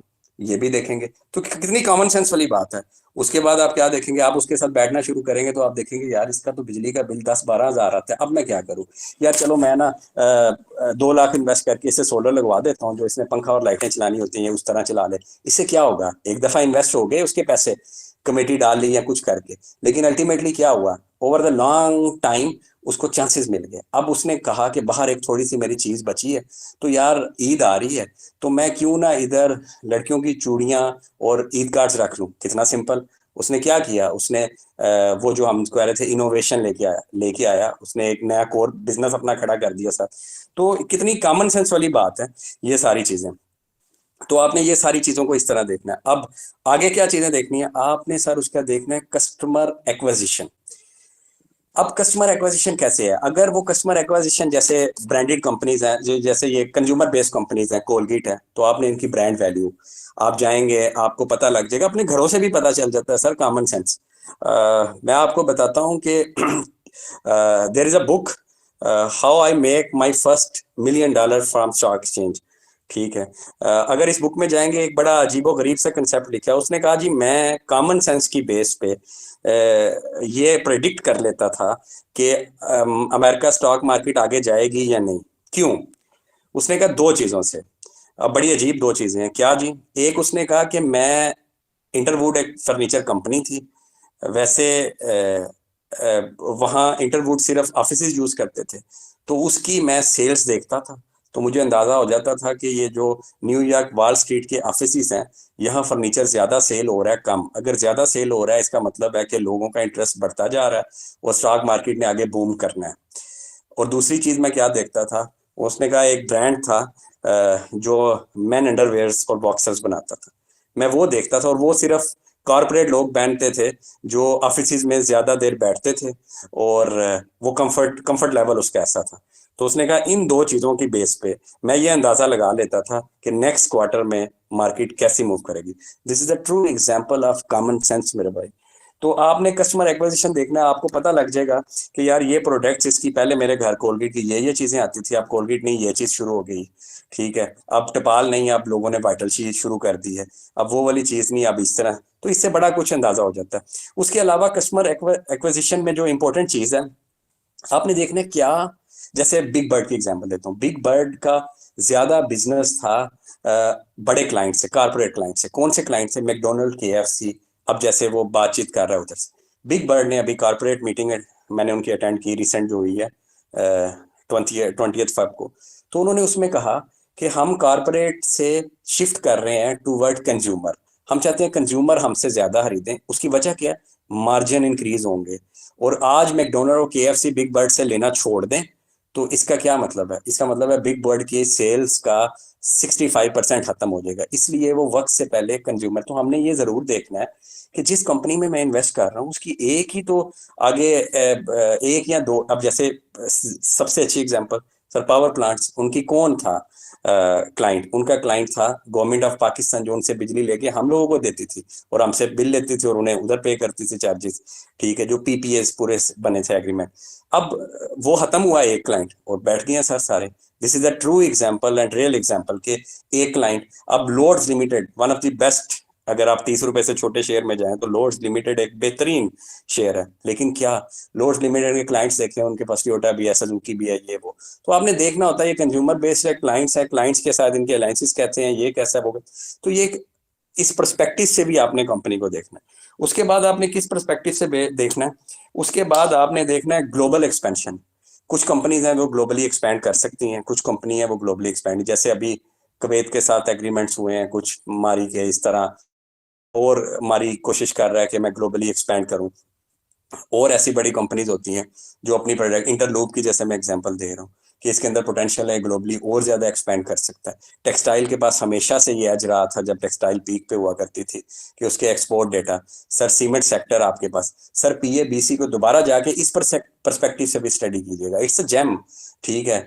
63 पे we have initiated its buy call, लेकिन आजकल मेरे ख्याल से 110 115 पे आ गया और अभी भी इसमें पोटेंशियल है क्योंकि ये ग्लोबली एक्सपैंड कर रहा है। ये मीना रीजन में इसने अपने सप्लाई देना शुरू की है सर। ये दी ऑर्गेनिक मीट कंपनी है जो सर, इसका फ्यूचर बड़ा ब्राइट है। जब लाइफ स्टॉक के अब SIFC जो आर्मी ने यानी मिलिट्री एस्टेब्लिशमेंट, सिविल एस्टेब्लिशमेंट और सिविल गवर्नमेंट ने मिलकर एक अदारा बनाया जहां इंटरनेशनल फाइनेंस को वो इन्वेस्टर्स को बुलाएंगे, उसमें लाइफ स्टॉक को उन्होंने रखा है और उसे टैक्स हॉलीडे देने को तैयार है। Global expansion sir, air link के अंदर ग्लोबल एक्सपेंशन की पोटेंशियल है सर। सिस्टम्स ग्लोबल एक्सपेंड रखता है सर। ये नेटसोल का मेन आप जाके कस्टमर पढ़ें तो मेरे ख्याल से इनका मेन ये लीजिंग सॉफ्टवेयर बनाते हैं और इनका मेन कस्टमर है ये मर्सिडीज और BMW ये वो।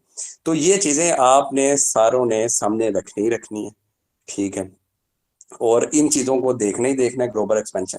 तो ये कुछ फैक्टर्स हैं जो मैंने इनिशियली बड़े अंदर मिस भी हुए हैं, बड़ी चीजें कुछ जायद भी होगी होंगी, लेकिन ये वो चीजें हैं कि आपने दिमाग, कान, आंखें, हर चीज खोल के जब कंपनी को आप आज ले रहे हैं और हर महीने लेना है तो इसे over the long period of time इस तरह कंपनी का पूरा एक्सरे और पूरा अल्ट्रासाउंड या इसको कह दें कि पेट स्कैन या MRI करनी है आपने इस तरह।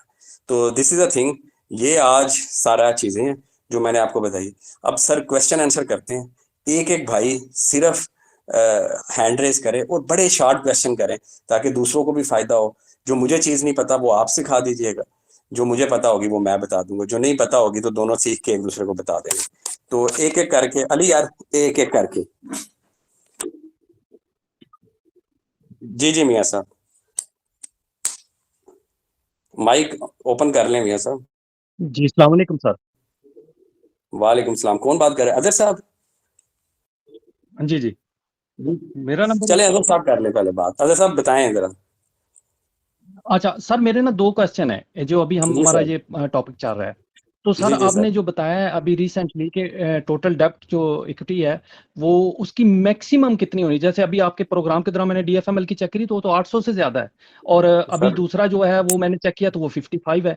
तो सर इसकी मिनिमम और मैक्सिमम कितनी होनी चाहिए? सर ये मिनिमम क्वेश्चन है, मैक्सिमम फिर उसके कितना बाद करें? मेरे अगले दो क्वेश्चन वो भी बड़े इंपॉर्टेंट है। सर इसका इसका सिंपल है, जितनी कम होगी ना जी उतना ज्यादा बेहतर है। आप खुद ही अंदाजा लगा लें कि 100 में से कितने परसेंट, 20 25। इसका ना शरिया कंप्लाइंस की एक डेफिनेशन में भी ये आता है, मेरे ख्याल से 25% तक जो होता है ना वो एडजस्टेबल होता है। फिर भी एक दफा कंफर्म कर लीजिएगा कि how two factors for share compliance share, तो आपको पता लग जाएगा कि कौन सा इस्लाम भी इजाजत देता है कि इतने डेट तक कंपनीज ओके। लेकिन DFML को आज तक मैंने कभी, और जब आप लोग ले रहे थे शायद आपने पहले भी सेशन लिए हो, DFML को मैंने हमेशा कहा था कि ये नहीं, इसमें ना जी जाए। मैं तो अभी भी कहता हूँ 30 रुपए वाले शेयर तक ना जाए और इस शेयरों पे भी जी ना जाए। तो बिल्कुल। अगला क्वेश्चन सर।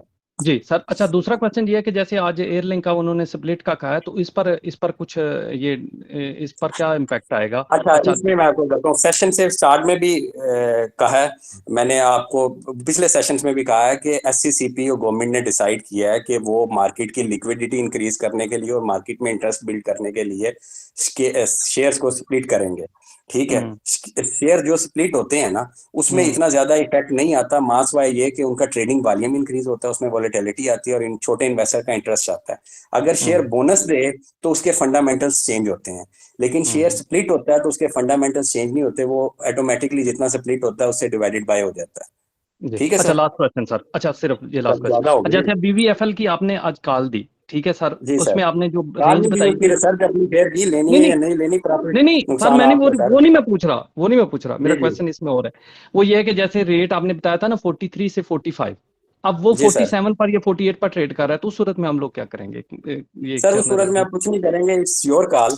आप ग्राफ हम्म खोलें और आप देखेंगे हमने 43 45 पे क्यों दी है, तो आप देखेंगे हम्म वहां से रिवर्सल नजर आता है, 4 दफा वहां से रिवर्सल हुआ है, बॉटम टैप हुआ है वहां से, ठीक है। तो आप उस हिसाब से देख सकते हैं और अपनी वैसे 1 to 2% प्रोविजन स्टॉप लॉस और ऊपर रख सकते हैं। जब हमने कल सुबह दी थी मार्केट ओपन होने से पहले, तो आज इसका लो मेरे ख्याल से 45 के आसपास रहा है, 45.50 की कॉल थी और 45.11 पे ये रहा। अगर आज नहीं मतलब ये आएगा कि सर हम कोई उसके मसला नहीं, राउंड अबाउट फोमो। एक दो रुपए का अगर और हो तो सर उसमें बात हम बाय कर। सुनिए, मेरी बात सुनिए आजाद साहब, नहीं जी जी आएगा छोड़े, ये आपकी किस्मत में नहीं, जो नहीं था वो हाथ ही नहीं आया, अब अगली जी कॉल का जी वेट कर लो और अपनी उतनी देर रिसर्च करते रहे सर। ठीक है, ठीक है थैंक जी, यू। थैंक यू थैंक जी, यू। थैंक यू जी सर। सर जल्दी जल्दी करना है, दो दो नहीं एक एक सवाल पे आए। जी जी, किसका? मियाँ साहब ऑन ही नहीं कर रहे वो माइक, तो आप किसी और से ले लें। भाई भाई कोई नया कंसेप्ट सिखा दें सीए का। नहीं नहीं सर, असल में अभी मैं खुद सीख रहा हूँ आपसे। क्या हालत है? अभी सही है सर आपकी? अल्लाह का शुक्र। सर मैं असल में ना, मुझे थोड़ा MLCF का टेक्निकल स्टार्ट का थोड़ा गाइड कर देंगे मुझे? एमएलसीएफ का? एमएलसीएफ जी का जी आज एक जी हमारे जी दोस्त बिल्कुल। है अदनान अदनान साहब, उन्होंने एमएलसीएफ पे आज वर्क करके मुझे चार्ट भेजा था। तो वो कह रहे थे डेली, अभी मेरे पास चार्ट नहीं खुला हुआ, वो कह रहे थे डेली, वीकली और मंथली ये ब्रेकआउट आया है इसका। बाकी इसकी एग्जैक्ट चीज ना, अगर आप मुझे संडे को वो सेशन में करें, मैं आपको डिटेल से बता दूंगा। ठीक है जी। बस सही है, done done done, okay okay okay thank you okay. जी। अगला शुक्रिया। जी। थैंक यू भाई। अस्सलाम वालेकुम। वालेकुम सलाम। सर जी मुझे ज़रा आगा स्टील के बारे में पूछना था, कैसा लगता है आपको? किसका? आगा स्टील। सर असल में अगर ये जो क्वेश्चन है ना, आपका नाम जी क्या सर? मोहम्मद सुहेल। यार इस टाइम ना मैं ओरिजिनली चार्ट्स वगैरह खोल के नहीं बैठा, माजरत के साथ। लेकिन अगर अच्छा ठीक। आप ये वाला क्वेश्चन ग्रुप पे जाके फेसबुक के लिख के देंगे ना, तो मैं उसके नीचे अच्छा रिप्लाई जरूर करूंगा। सब दोस्तों को पता है, जब भी मुझे टाइम मिलेगा मैं आपको डिटेल से रिप्लाई कर दूंगा सर। अच्छा, खाली मशवरा दे दें कि क्या रखना चाहिए, इसको सेल करना चाहिए, ये बता सकते हैं? सर मैं आपको देखें, आपकी हार्ड एंड मनी लगी है, मैं जब तक पढ़ूंगा नहीं तो सर मुझे कैसे पता चलेगा अच्छा क्या ठीक है। इसकी प्राइस क्या क्या किस पे लिया आपने? वैसे ये भी हम जाके मेंशन कर दे, मैं आपको ये वहां अपना अपना व्यू दे दूंगा। 9 और 10 के लगभग है ये। वैसे तो सर 30 रुपए वाले से छोटे से बचें, लेकिन चलें उधर लिख दें। मैं अक्सर कहता हूँ 30 रुपए से छोटे से बचें, उसकी वजह क्या है ये मैं बता दूं। सर ग्रीड, ठीक। आपने कहा होगा कि मेरे पास लाख है तो मुझे 10,000 शेयर मिल जाएंगे, यही लाख का मैं एयर लिंक लूंगा तो मेरे पास 1000 आएंगे। सर जी जी। आगा यहाँ से दोबारा 12 पे जाते हुए 10 साल ले ले बेशक, ठीक है, अच्छा और वो ठीक उधर से वो एयर लिंक वहां से 250 जाते हुए शायद 3 दिन ले, एग्जाम्पल दे रहा हूँ। तो सर इस जी जी। ग्रीड से बचें ट्रेड में। ठीक है ठीक है। ठीक है, okay sir, thank you. Thank you. Thank you, जज़ाक। जी जी, आगे। अस्सलाम वालेकुम सर। अस्सलाम वालेकुम सर। वासलाम। जी हुनैन, क्या हाल है जी? ठीक है हुनैन आप? अल्हम्दुलिल्लाह सर, बिल्कुल ठीक सर। आपसे सर सवाल ये था कि आपने लास्ट टाइम जो है sir risk to reward ratio जो है ना सर, वो बड़ा अच्छा समझाया था सर। पूछने वाली चीज़ ये है कि अगरचे हम किसी भी शेयर को अंदर ट्रेड कर रहे होते हैं तो हम देख रहे होते हैं कि ये किस पॉइंट पर जाएगा और टेक्निकली किधर से उसकी रिवर्सल है, लेकिन जी जी। उसको सही प्रेडिक्ट करने के लिए क्या मतलब ऐसे हम लोग टूल्स इस्तेमाल कर सकते हैं जैसे RSI वगैरह? अगर आप सर RSI और बोलेंगे। ये पिछली दफा डॉक्टर साहब ने भी क्वेश्चन किया था, तो हमने ये क्वेश्चन को इस तरह आंसर किया था कि हर एक का टेक्निकल एनालिसिस करने का तरीका अपना होता है। मैं अक्सर कहता हूँ किस, KISS, इसे दूसरा किस ना समझ लीजिएगा। इसका मतलब है keep it simple and stupid. आप चार्ट खोलें, आप चार्ट अभी लाइन भी ना लगाएं तो चार्ट आपसे बातें करेगा कि मैं यहाँ आया था, यहाँ से E लिखा आएगा या A लिखा, यहाँ ये अनाउंसमेंट आई थी तो मैं यहाँ से यहाँ चला गया था। आप कभी चार्ट खोल के सिर्फ 5 मिनट बैठ के सिंपल चार्ट देखेंगे ना, तो आपको लाइंस लगाने की भी जरूरत नहीं कभी कभी पड़ेगी। दूसरी RSI, या आप बोलिंजर बैंड यूज करते हैं या आप कोई भी और चीजें यूज करते हैं, ये उसे सपोर्ट करते हैं। आप 3 जगहों से चेक करते हैं, लेकिन अल्टीमेटली हर एक का टेक्निकल एनालिसिस करने का अंदाज अपना होता है सर। ठीक है अनंत भाई? बिल्कुल ठीक सर, ठीक है, बिल्कुल ठीक सर। Thank sir you. बस मैं जी जी। मुझे एक और चीज़ बता दीजिएगा कि जो रिस्क टू रिवॉर्ड रेशियो है इसकी जी जी। सर मतलब प्रॉपर हम मतलब रिस्क मैनेजमेंट रखें कैसे? अगरचे मैं मिसाल के तौर पर अपना sir portfolio risk to create कर रहा रिवार्ड हूँ रेशो और उस एटलीस्ट आपने 1:2 करनी है। बात सुने मेरी, आपने जहां भी अपनी बाइंग लगाई उससे नीचे आपने देखना है कि कौन सा मेरा स्टॉप लॉस बनता है, और उससे ऊपर आपने देखना है कौन सा आपका वो बनता है टारगेट प्राइस। अगर आप उनको उनकी प्राइस को कैलकुलेट करें, डिवाइड करें, अगर वो 4 रुपए के लास्ट पे आपको 8 रुपए प्रॉफिट ही ना मिल रहा तो आपकी ट्रेड इनवैलिड है। उसे क्रॉस ढूंढे आगे, बेशक जितना मर्जी बॉटम है, ठीक है, उसे आगे चलें कि नहीं जी इधर इससे नहीं मैंने लेना। ठीक है, जब तक रिस्क टू रिवार्ड नहीं ना आप समझेंगे तो आप सारी अपनी ट्रेड इनवैलिड कर लेंगे। Simple sir. ठीक है, और इसका तरीका ये है कि आप ट्रेडिंग व्यू या स्टैंडर्ड कैपिटल के जाके हर एक ट्रेडिंग व्यू के चार्ट यूज करें, तो वहां रिस्क टू रिवार्ड 1:2 का आप खुद भी लगा सकते हैं। तो जो ही आप बाइंग ढूंढेंगे तो वो खुद ही ग्राफ खुल जाएगा कि इधर आपका टारगेट बनता है, इधर आपका ये बनता है आपकी रिस्क टू रिवार्ड रेशो से। ठीक है, थैंक यू जी। वकास साहब, जी अस्सलाम वालेकुम सर। वकास साहब जी वकास साहब से अच्छा पहले ले सर, लेते हैं। आपने अस्सलाम वालेकुम सर। जी आसिफ, सर क्या क्या हाल हाल है? चाल है? ठीक है, अल्लाह का शुक्र एहसान है, अल्लाह। अल्हम्दुलिल्लाह सर। बहुत बहुत शुक्रिया सर, आप टाइम देते हैं अपना कीमती। नहीं सर, कोई नहीं, आप सीखें, बस अल्लाह खैर करेगा। बस मैं बताएं दुआ आसिफ सलाम भी साहब। करना चाहता था सर। सीरल के बारे में थोड़ा सा है इन्फॉर्मेशन के ये बेहतर है रहेगा आगे या नहीं बेहतर रहेगा, और इसमें सर सर्ल ट्रेडिंग और सर। फार्मा सेक्टर जो है ना, मेरी बात सुनिए, सर्ल और जी जी फार्मा सेक्टर जैसे सीपीएचएल में बड़ी अच्छी अच्छी न्यूज़ है, रीट में जा रहे हैं ये वो। इसी तरह सर्ल में लोन बर्डन बड़ा ज्यादा था, इंटरेस्ट रेट कम होने से सर्ल का लोन खत्म, और इन्होंने मेरे ख्याल से, मुझे अभी एग्जैक्ट पता नहीं क्योंकि फार्मा सेक्टर के अंदर सर्ल मैं देख नहीं रहा, लेकिन मेरे ख्याल से इन्होंने राइट शेयर्स के भी पैसे इनके पास आने थे जो इन्होंने लोन पे ऑफ करना था। अगर आप मुझे थोड़ा सर्ल का टाइम देंगे ना, तो सर्ल के फ्यूचर का मैं आपको संडे को बता दूंगा। आज सर, इसका ये रिजल्ट भी मैंने पढ़ सका। जरूर बताइएगा, मैं पसंद करता हूँ इसे। और सर एक और छोटी सी रिक्वेस्ट है आपसे सर, अभी इन्वेस्टमेंट तो करना मुश्किल हो रहा है क्योंकि पिछले 1.5-2 माह से ना तमाम शेयर पीएसओ जी जी, ये वो ऐसे ही है, थोड़े थोड़े ऐसे ही है डाउन हो सर। रहे हैं सर ये। सर जी सीखें तो फिर, थोड़ा, जी सर थोड़ी सी बेहतरीन टाइम रिक्वेस्ट है है। आपसे कि हमें देखें रिजल्ट वगैरह का इतना इल्म नहीं है क्योंकि अभी 2-3 माह हुए हैं मैं ज्वाइन किए हुए हैं ना पीएसएक्स को। काफी लोग सर मैं ऐसे आपको होंगे। बता दूं आसिफ साहब, मैं बात को छोटा करता हूँ। जी आगे जी रमजान में हम लोग 12 क्लासेस करेंगे फ्री, ठीक जी है। जी और उसमें एक में रिजल्ट होगा, एक में फंडामेंटल्स होंगे, एक में रेशोज होंगी, एक में इंसॉल्वेंसी रेशो होंगी, एक में टेक्निकल्स होंगे, 2 में टेक्निकल्स होंगे, एक में माइक्रो और माइक्रो इंडिकेटर्स होंगे। तो वो आप ज्वाइन कीजिएगा, आपके सारे क्वेश्चन का आंसर मिल जाएगा इंशाल्लाह। सर जजाकल्ला। बस छोटी सी एक और बात सर, कि थोड़ा सा ना 2-4 शेयर्स के बारे में इंफॉर्मेशन दे दीजिए अगर वक्तन फवक्तन के, इससे इज्तनाब करें जी और मैं वो इसमें ग्रुप में सर इन्वेस्टमेंट शेयर करें। करवाता रहूंगा। सर जजाकल्ला, बहुत शुक्रिया सर, बहुत थैंक शुक्रिया। You, okay. वकास भाई, अच्छा वकास सर, साहब। आपने पीएबीसी के बारे में जो है बात की थी, मेरी जो रिलक्टेंस रही है पीएबीसी के हवाले से वो ये रही है कि इनका टैक्स ब्रेक तो खत्म हो जाएगा। अब एग्जैक्टली मुझे याद नहीं है कि कौन से साल में खत्म हो जाएगा, तो आप इसको फिर 2028 में, कैसे देखते हैं सर? 2028 में। हाँ तो सर फिर आप इसको कैसे देखते हैं? Do you think it will वो मैं स्टिल इस बी अ तरह देखता हूँ ब्रेक? सर, मैं आपको बताता हूँ, जी जी मेरी इनके मैनेजमेंट के एक बंदे से बात हुई थी। मैं आपको इंटरनल न्यूज़ देता हूँ सर, बाकी जी जी आप इसको एक दफ़ा खुद वेरीफाई ज़रूर कीजिए।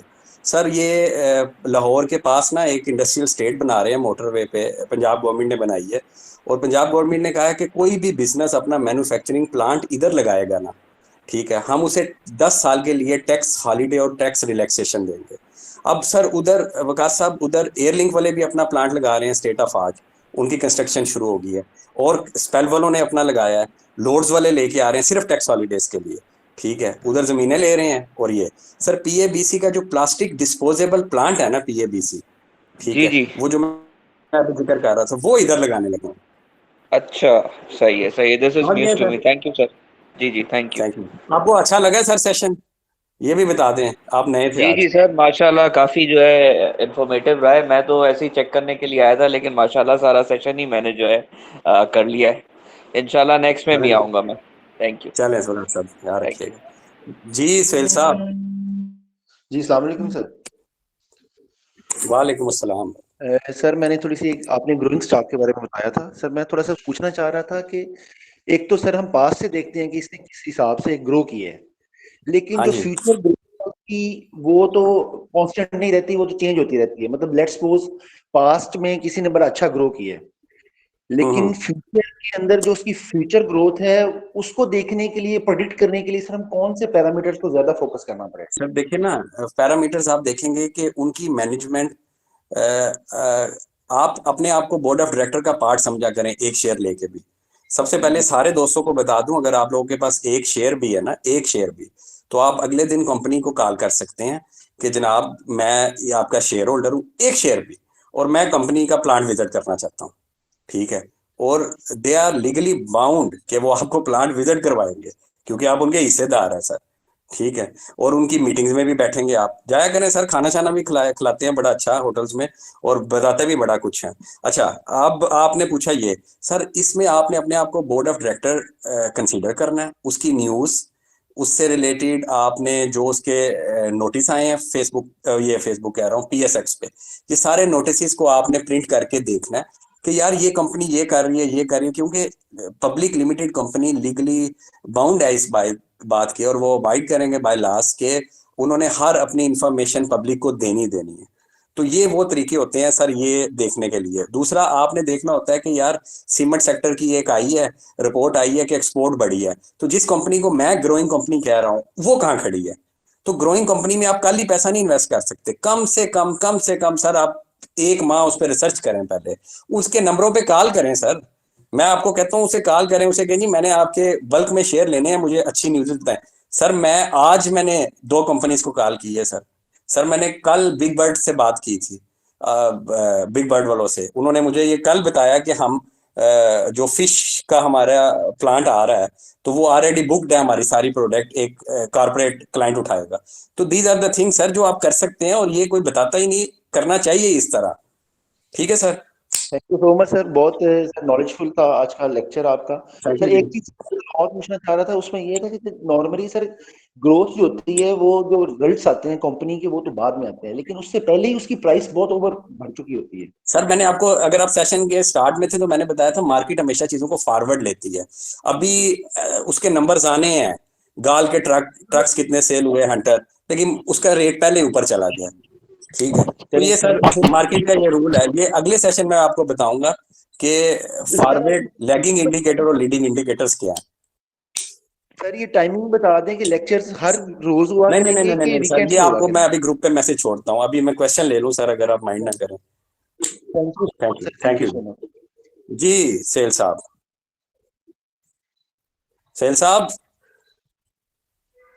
जी सर, सेल साहब क्वेश्चन करना चाह रहे थे। चले किसी और का ले लें उतनी देर, जब तक सेल साहब अवेलेबल नहीं है।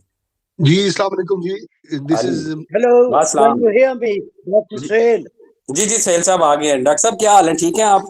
हाँ मैं बिल्कुल ठीक ठाक। मैं तो आपको मुबारकबाद दे रहा था कि यार you are doing a great job. अभी मेरे पोते की आज बर्थडे है तो मैं उसका बस वो केक शेक वेक देख के तो अपने बेडरूम में आ गया हूँ सिर्फ आपका ये व्लॉग सुनने के लिए। What a great inputs. मेरा एक मैं इसको क्वेश्चन नहीं कहूँगा, just one observation. Way back in 2005 मेरे दोस्त को शौक था तो वो ये सारी स्टॉक मार्केट देखा करता। मैं ये पूछना चाहता हूँ कि मुझे अच्छी तरह याद है ये जो मैपल लीफ है ये 32 का होता था उन दिनों। सर उन दिनों 2 रुपए से 32 पे आया था नॉन स्टॉप। मैं 2005 की पर्टिकुलरली बात कर रहा हूँ। अच्छा। और आपको भी 32 रुपए का था। अच्छा, मैंने अभी देखा, बड़ा हैरान हुआ कि ये 32 से अभी 40 के पास गया है। ये अभी 3 महीने पहले 38 पे फिर रहा था मैपल लीफ, जबकि आपको ऊपर निकल गया 100+ पे। तो ये क्या पता नहीं, आई डोंट नो कि क्या हुआ, ये क्यों इतनी स्लो आंसर करूं अगर आप इजाजत दें सर? जी सर 2005 में तो मैंने मैट्रिक भी नहीं की थी। खैर मैं आपको इसका आंसर करता हूँ सर 2000 जो 7 वाला टाइम था ना, वो one of the best time था स्टॉक मार्केट का। लाइक बैंक ऑफ पंजाब, अब सुनिएगा सर, बैंक ऑफ पंजाब 130 रुपए का था। ठीक है, जो आज भी सर आपका एक शेयर होता था परवेज अहमद सिक्योरिटीज लिमिटेड, जो अब 1.5 रुपए का या 1 रुपए का सर 800 कुछ का था वो सर। ये जो JSCL है ये 1300 रुपए का शेयर था सर। ठीक है, ये सारे शेयर जितने के होते थे सर। 2008 का ना क्राइसिस आया ना जब, तो जितनी देर वो मार्केट बंद रही 2, 2.5, 3 माह, और उससे पहले सर एक और चीज इसमें ऐड कर दूं सर, कुछ अरसा पहले तक, कुछ सालों पहले तक, 2008 के क्राइसिस से पहले तक sir upper cap lower cap का कोई कंसेप्ट ही नहीं होता था। इट्स फ्री फॉल और it's a free upward movement, जैसे अमेरिका स्टॉक एक्सचेंज में होता है। उसके बाद गवर्नमेंट ने रेगुलेशंस बनाई, नई चीजें आई, अपर कैप लोअर कैप का कंसेप्ट आया। अभी भी सर लोगों का बस चले ना तो कुछ रिजल्ट्स को अगर ओपन छोड़ दिया जाए ना पैनिक सेलिंग में, तो आज के रिजल्ट के बाद हो सकता है सर OGDC भी नीचे आ जाता, या प्रीमा के रिजल्ट के बाद प्रीमा भी शायद 2 रुपए का मिल रहा था। तो दिस इज अ रीजन कि उस टाइम के जो रेट्स गिरे थे ना, उसके बाद वो उठ नहीं सके। और क्या रीजन थी कि जब वो 2008 का क्राइसिस खत्म हुआ तो सीमेंट सेक्टर के अंदर सारे लोगों का फोकस लकी हो गया, सारे फोकस चेंज हो गए लोगों के, ठीक है। और अब वो आहिस्ता आहिस्ता, अभी तो आपको 2017 वाले रेट दोबारा नहीं मिलेंगे, ठीक है, क्योंकि मार्केट कैप ही छोटी है, अभी मैनिपुलेशन ज्यादा है। ये तो सिर्फ आपकी अपर कैप लोअर कैप के 10% ने बचाया हुआ। तो अभी सर ये जितनी बात करेंगे लंबी हो जाएगी। इसके लिए डॉक्टर साहब आपने कहा था ऑफिस आऊंगा, तो ऑफिस आइएगा, वहां बैठ के चाय पे गपशप होगी। अब तो आगे अफ्तारी पे गपशप होगी सर। अस्सलाम वालेकुम जी, दिस इज इकबाल। वालेकुम सलाम जी। अच्छा मियां sir, I would appreciate your efforts, great effort, really, thank अल्लाह यू मे ब्लेस यू। अच्छा सर, मेरा सवाल ये था कि आपने फरमाया था कि जैसे आपने कहा कि जी जो जिन कंपनीज की जो होल्डिंग है वो 50% 30% हो अगर फ्री फ्लोट जी, तो वो अच्छी होती हैं। तो बट आई सी के जो हबको है वो 75 है। हाँ, तो उसकी इतनी अच्छी है और इतनी ज्यादा है। मैं आपको और वजह बता देता हूँ सर, मैं आपको जी वजह सर। बताता हूँ। ये ऑलरेडी 2 दफा सेशन में क्वेश्चन हो चुके हैं मेरे साथ। बड़ा अच्छा लगा आपने दोबारा ये पूछा, नए लोगों को पता चल जाएगा, नए दोस्तों को। 75% इसलिए हबको आज से पहले ना बिजनेस कर रहा था सिर्फ एक ही क्लाइंट के साथ। तो हबको जब एक क्लाइंट के साथ बिजनेस कर रहा था ना, तो फ्री फ्लोट से उसको कोई फर्क नहीं पड़ता था, क्योंकि पैसे तो गवर्नमेंट से आने थे। फ्री फ्लोट में उनको फर्क पड़ता है जो बोर्ड ऑफ डायरेक्टर्स के शेयर चले जाते हैं और लोग उसमें डिसीजंस कर सकते हैं दूसरे। इसका तो पक्का एग्रीमेंट था। अब एंग्रो होल्डिंग सर अच्छी कंपनी है या नहीं? जी, excellent, yes sir 80% free float. I have been part of Engro for 7 years। असल सर उमर के साथ मैंने माशाल्लाह। काम किया है, मैं उनका डायरेक्टर तो बोल सर रहा हूँ। आपने भी वही तो नहीं किया, ये ओ वाली सीरीज आप ही लेके आए थे सर? नहीं, मैं फर्टिलाइजर में था। वो पहले अच्छा, फर्टिलाइजर में थे, फिर उसके बाद जो है वो प्रेसिडेंट बने, तो उनका ब्रेन चाइल्ड था ये।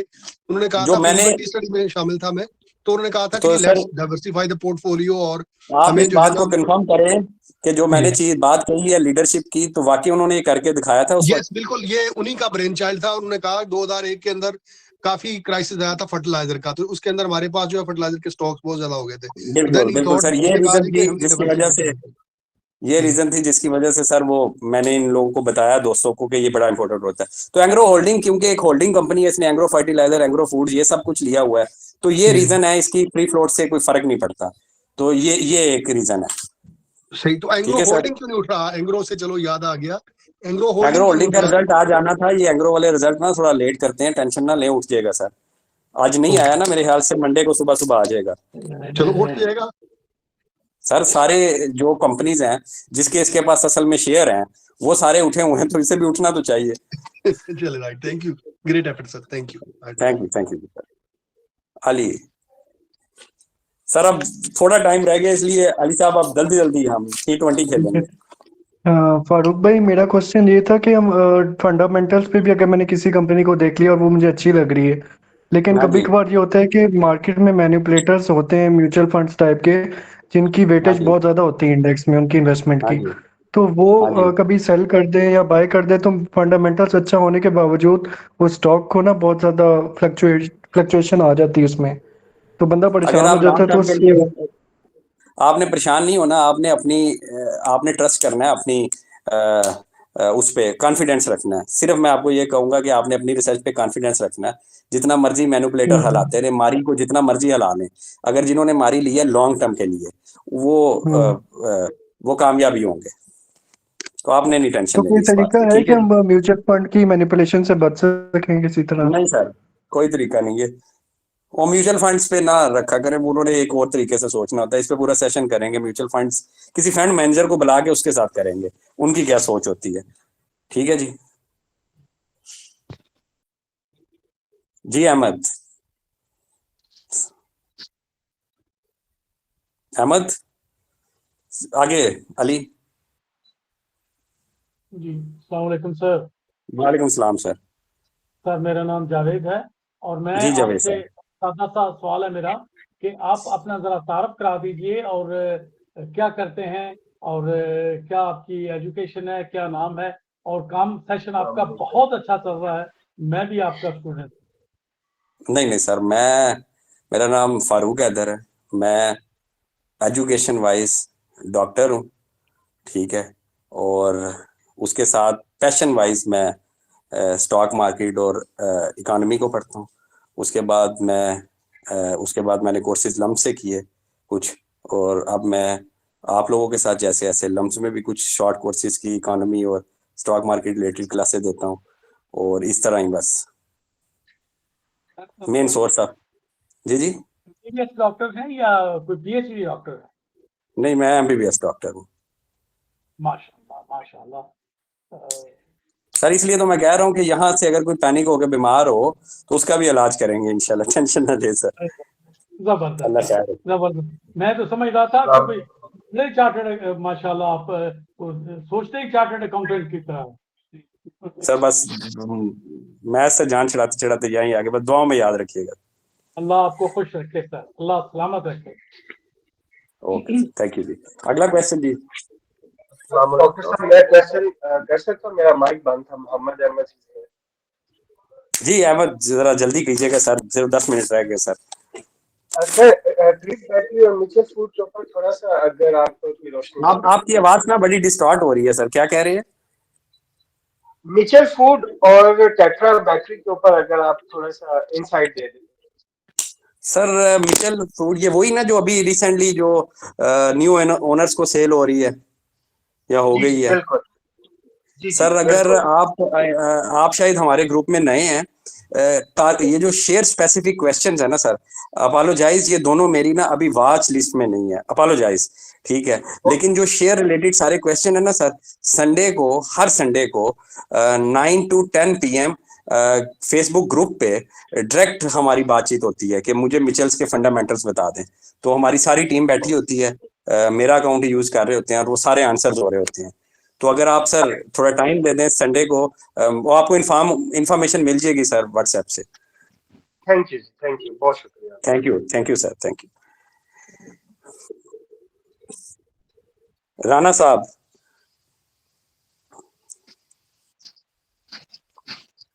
राणा साहब कैसे हैं जी? खैरियत? अल्लाह का शुक्र है जी। राणा साहब सर सबसे पहले ये कहूँगा कि मैं पिछले 1 साल से हूँ PSX में, और अच्छा अल्लाह की रहमत से जो है इतना लॉस किया है ब्रोकर्स के हथे चढ़ के, और यूट्यूब पे वीडियोस देख के इधर उधर बहुत बस सर ज्यादा ये part paid of game gurus है के सर, ये पास। हर कोई करके बस आता ये है चीज आपको बताना चाह रहा था शॉर्टली। तो जो कुछ मैंने आज सीखा है, अल्लाह करीम आपको इसकी खैर अता करे यार, बहुत ज्यादा ब्रिलियंट माइंड आप बंदे हैं, और हम चाहेंगे कि आप हमें जो है ये सेशन देते रहें।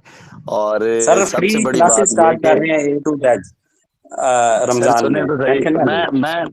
मैं जरूर सुनूंगा, और उसके अलावा मुझे मुमकिन हो सके मुझे पर्सनली बेशक ना दें आप रिप्लाई, आप अपने फेसबुक वाले ग्रुप में, पेज में, वो जो आपने बनाया हुआ है उसमें अपना एड्रेस लिख दीजिएगा। मेरा है फूड का बिजनेस, ऑर्गेनिक का। मैं आपको देसी घी भेजूंगा, आप माह रमजान में ये एज अ गिफ्ट होगा, तो आप रोजे रखेंगे इंशाल्लाह, दुआओं में याद मैं रखिएगा, सर और आप ये सेशन देते रहे जी। इंशाल्लाह राणा साहब, मैं आपसे कांटेक्ट करता हूँ उस नंबर बस। से। आपसे सवाल तो आपने इतने बताए हैं, आपने इतनी चीजें बताई हैं जो हमने, अब हम आपसे पूछते रहेंगे कि ये रिजल्ट कैसे पढ़ने। और एक चीज छोटी सी सर है, सारा आपको अगर बता देंगे। मुमकिन हो सके, जब आपको टाइम हो, कि आप जो है ना लिव इन फार्मा के ऊपर थोड़ा सा ऐसे जी मैं डिस्कशन श्योर, वो जरूर भी कीजिए। आपको उधर बता दूंगा इंशाल्लाह। बहुत शुक्रिया सर, बहुत शुक्रिया, बहुत अल्लाह शुक्रिया राणा, सलामत रखे। बस दुआ ठीक में है याद सर। रखिए। जी सर आगे क्वेश्चन। जी कयूम साहब, सर आगे चलें, कयूम साहब बाद में आते हैं। रिजवान साहब। अस्सलाम वालेकुम। वालेकुम सर। सबसे पहले तो फरूक भाई आपसे जो है ना वो आपका शुक्रिया अदा करेंगे कि आप बहुत अच्छा काम कर रहे हैं। तो सर बहुत अभी शुक्रिया पता जी। चला कि आप डॉक्टर हैं। मैं भी जो है ना वो मेडिकल प्रोफेशन से ही हूँ, MBBS का स्टूडेंट हूँ, और बाय प्रोफेशन तो डॉक्टर हैं, लेकिन जो है ना वो जरा थोड़ा सा इंटरेस्ट इसमें भी है। तो एक तो यह है कि आपसे कोई मुलाकात वगैरह हो सकती है, कोई आप लोगों से कहाँ आप पर्सनली होते हैं? मिलते हैं? आप किस सिटी से हैं? लाहौर से ही। बस ठीक है, आप मुझे ना वो यंग सेफ्टी वाले नंबर पे व्हाट्सएप कर दीजिएगा, तो उधर कनेक्ट होते हैं। अच्छा, और दूसरा आपसे ये पूछना था, oil and gas exploration sector जो है अभी ये सारा जी नीचे जा रहा है, तो मेरे पास जी माड़ी के शेयर है, तो उसमें नियर फ्यूचर में मार्च में कोई इसके ऊपर कोई आया कि ऊपर जाएगा या स्टेबल रहेगा या 550-60 से भी नीचे जाएगा ये, आपकी या कोई बाइंग इसमें कितने पे? मैनिपुलेशन हो रही है, कोई इसको उठा रहा है नहीं इसलिए नहीं, नीचे आपकी आ रहा बाइंग है? कितने की है? बाइंग मेरी 560 की, 570 की।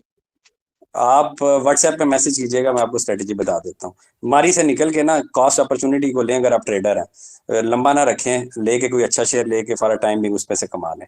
ये मारी के ऊपर ना एक पूरा सेशन करना पड़ेगा, बल्कि कल मैं रिसर्च रिपोर्ट देता हूँ मारी के ग्रुप में इंशाल्लाह, ठीक है? नहीं, ये अभी मार्च में कोई इससे नीचे जाने का इसका इम्कान नहीं, है या अब 540 536 40 पे इसकी स्ट्रांग रेजिस्टेंस है, उसके बाद 525 पे है। इससे नीचे गया तो 480 से तो बैक होगा, लेकिन ये तो अगर मगर नहीं होता। आपको मैं स्ट्रेटेजी बता दूंगा सर, ये एक लंबा क्वेश्चन है, ठीक है सर? चलो ठीक है, व्हाट्सएप पे आप रब्ता करें। जी जी, उधर ही करते हैं, यंग कैपिटल मेरे तक वैसे पहुंच गए। थैंक यू शुक्रिया, बहुत शुक्रिया सर। अपना 6 मिनट रह गए हैं, तो सारे सिर्फ 30 सेकंड है मेरे भाइयों। जी जी, कहीं अस्सलाम वालेकुम। अस्सलाम वालेकुम। वालेकुम सलाम सर, क्या हाल चाल है? शुक्र अल्लाह का। सर, जैसे कि सब लोगों ने आपकी तारीफ की, मेरा भी दिल करता है कि आपकी तारीफ करूं। सेशन आपका बहुत अच्छा चल रहा है, क्योंकि यहाँ पे तो जिससे भी बात करें वो कहता है जी मेरे पर्सनल में आ जाओ और ये पेड कोर्स ले लो और आप ये ट्रेडिंग करो, वो ट्रेडिंग नहीं नहीं, करो। पर्सनल पे अगर तो मैं किसी मेरा को सिर्फ कह रहा हूँ सवाल कि ये है कि कैपिटल को दे दो, पैसे नहीं आप मांगेंगे। नहीं, वो मैं कह रहा हूँ इंशाल्लाह आपकी, यानी कि मैंने देखा नहीं, लेकिन आपकी पर्सनालिटी से भी लगता है कि आप नेक आदमी है और आपका लेक्चर भी बहुत अच्छा चल रहा है। दूसरा अल्लाह मैंने सिर्फ ये करे। पूछना था कि आपने बहुत सी बातें टेक्निकल की हैं, जैसे हम जैसे सादा लोग हैं, इनके लिए कोई एडवाइस को यार ये ले लो, ये सर बेच लो, इनके या लिए आपके मेरी जो बात जितने सुने, भी रिकमेंडेशन टेक्निकल हमारे तो ऊपर से। मेरे बात सुने क्यूब साहब, जल्दी जल्दी खत्म करते हैं। मैं रिकमेंडेशन आपको हमारी जी सर। कंपनी देती है व्हाट्सएप ग्रुप में सर। दूसरा, इतना व्हाट्सएप ग्रुप में आज KSE 100 इंडेक्स के बारे में जी आपको सर। पता चला, सेटलमेंट रेशियोज के, मैं समझता हूँ इतना आसान मुझे पता होता ना तो सर मुझे जिंदगी में खपना ही नहीं पड़ना था। तो आप बस वहां से सीखें, जो रिकमेंडेशन आती है उसको अच्छा, स्टडी करें, उसके क्वेश्चन करें, ठीक है सर? और दूसरा मेरे से पहले ने एक मारी के बारे में पूछा, वो मुझे भी सर बता ये दें मैं कि आपको मेरी भी सब 570 ग्रुप में की बता दूंगा, मारी में कल सारा मैं तफसीलन बता दूंगा सर ग्रुप में। चले चले ठीक है। और जी मलिक साहब, चले, बहुत कल भी सेशन होगा? वो मैं आपको बता देता हूँ अभी टीम से कंफर्म करके। Sir Mohammad Jameel sir. बहुत शुक्रिया। जी जी सर, जमील साहब कोई बात कर रहे हैं, उन्हें करने दें। जी अस्सलाम वालेकुम सर। वालेकुम सलाम। जी सर। अच्छा, फर्स्ट टाइम सर मैं जो है ना आपका सेशन ये ज्वाइन किया। जी जी। अच्छा सर, एक स्ट्रेटजी बताएं ना कि कंपनी को शॉर्ट लिस्ट करने का कौन सी स्ट्रेटजी होनी चाहिए? सर ये आपने सेशन पूरा सुना? नहीं सर, मैंने जो है ना सर इसकी रिकॉर्डिंग पहुंच जाएगी, सारा बताया ये है सर। ये आपको रिकॉर्डिंग अभी मिल जाती है, व्हाट्सएप पे मैसेज कर दें। अच्छा सर, और उसके बाद जो है ना लॉन्ग टर्म की भी कोई स्ट्रेटजी हो ना जो सर यही है, आपको पूरा सेशन इस पे हुआ है सर, गेटा वो आपको भेज देते हैं जमील साहब, टेंशन ना लें। ठीक है जी, आगे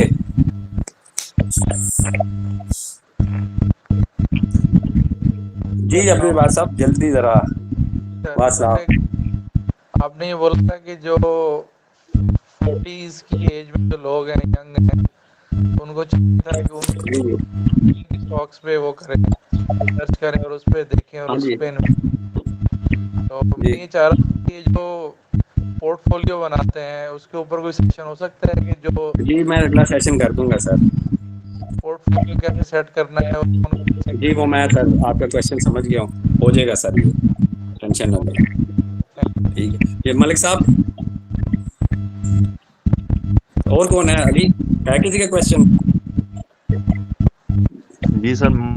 सर उसमें ये था कि फेसबुक के ऊपर ज्वाइनिंग की रिक्वेस्ट भेजी है, तो वो कब तक अप्रूव करेंगे उसे? अभी 5 मिनट में हो जाएगी सर। अली ये कर लेना सारी रिक्वेस्ट सर, अब सिर्फ 2 मिनट रह गए हैं तो बस। मारी के साथ साथ सर PSO को भी एक्सप्लेन कर दीजिएगा सर। आप वहाँ व्हाट्सएप पे मैसेज कर दें, किसी के शेयर रिलेटेड मैसेजेस हैं वो व्हाट्सएप पे कर दें। जी ये जुल्फकार साहब बात कर रहे हैं? मैं बात कर रहा हूँ, दानिश सोहेल मेरा नाम लिया उन्होंने। जी जी दानिश साहब, अच्छा क्या हाल चाल है? आपसे व्हाट्सएप पे भी थोड़ी बहुत डिस्कशन हुई थी, मैंने चार्ट्स वगैरह आपने शेयर किए थे ना, टेक्निकल चार्ट्स जो एवियन, जी दानिश साहब बिल्कुल और एयर लिंक पर।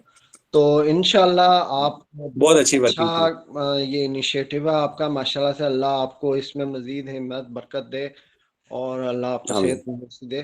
और इंशाल्लाह मेरी तरफ से जो आपको असिस्टेंस चाहिए हो मैं सर आपसे मैंने बड़ी मदद लेनी है अभी, वो मैं करता हूँ मैसेज आपको। सही है। और सर जी एक बात पूछ रही थी, व्हाट्सएप पे तो सर व्हाट्सएप पे मैसेज अलाउ नहीं है, आपने रिस्ट्रिक्शन लगाई हुई है सर।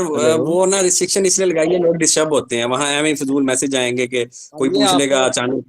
अच्छा किया हुआ आप सिर्फ उसको एडमिन्स तो ओनली फिर रखें और बाकी मारी का कहाँ पूछे आप सर? सर मारी का मैं खुद व्हाट्सएप पे बता देता हूँ, वो जिस नंबर से मैसेज आते हैं उस नंबर पे, जिस नंबर से मैसेज आते हैं उस पे पूछ लें। ठीक है जुल्फकार साहब आप पूछ रहे हैं। जी डॉक्टर साहब first of all thank you so much for a wonderful session you had, very informative, उसके लिए आपको बहुत बहुत मुबारक हो। मैं एक फॉर्मर सिविल सर्वेंट हूँ। मेरा क्वेश्चन क्विक वन कि जी जिन लोगों के पास आईपीपी के शेयर्स हैं ये इंडिविजुअल, तो वो क्या उनसे निकल जाना चाहिए, अब लॉस बुक कर लेना चाहिए? सर डिपेंड करता है कौन से आईपीपीस के हैं। राइट, मैं कैन आई सेंड यू आपके व्हाट्सएप पे मैं कर सकता हूँ? जी आप व्हाट्सएप पे भेज दें, I can inform you there कि जिस रिलेटेड भी कोई स्ट्रेटजी बनती है। Great sir, once again thank you so much sir for holding. मैं मेरा ये फर्स्ट सेशन था, मैं फर्स्ट टाइम आया हूँ, तो it was very wonderful session, very informative, thank you so much. अल्लाह हाफिज। जी आरिफ साहब उमर कोई भी उठा ले, कोई भी बात कर ले, आखिरी 1 मिनट रह गया जी। जी उमर भट्ट बात कर रहा हूँ सर बहुत देर की मेहरबान आते आते। सबसे पहले तो सर आपको मुबारकबाद, आपने इन्वेस्टिंग कल्चर को प्रमोट करने की कोशिश की, ये बहुत बेहतर है।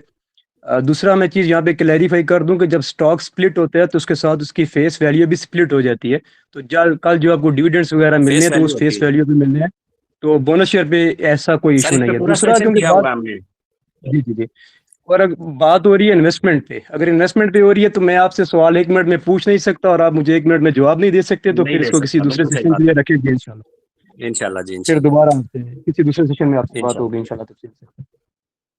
बहुत शुक्रिया। वाइंड अप, बहुत शुक्रिया सब, बहुत शुक्रिया। किसी का कोई क्वेश्चन है? लास्ट 1 मिनट है। हेलो जी अस्सलाम वालेकुम।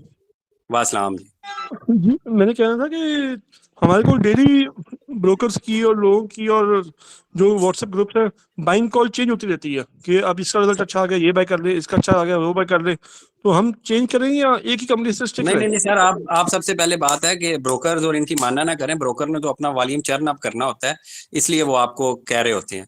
और ये लाओ माल और ये हम तो इसके खिलाफ, ये जितने भी ग्रुप में मेंबर्स हैं और फेसबुक पे हम तो इनके खिलाफ जहाद कर रहे हैं। एक शेयर लें, उसका क्लीन प्लान रखें कि इधर बाय करूंगा, इधर स्टॉप लॉस रखूंगा, इतना मेरा प्रॉफिट है और इससे डबल मुझे, इतना मेरा लॉस है, इससे डबल मुझे प्रॉफिट है, एंड दैट्स इट, खत्म सर बात। इट्स अ सिंपल चीज। ट्रेडिंग शॉर्ट टर्म करनी चाहिए, लॉन्ग टर्म करनी चाहिए? सर स्विंग ट्रेडिंग करनी चाहिए, एक अच्छी जगह पे ट्रेड मिले ले लें और वेट करें हफ्ता, 5 दिन, 2 दिन, 7 दिन, जब टारगेट अचीव हो जाए निकल जाए। अच्छा तो 2-3 शेयर बता दें अच्छे आप। सर ये तो बड़ा ऐसा क्वेश्चन है कि कल आप मेरे पीछे पड़ जाएंगे।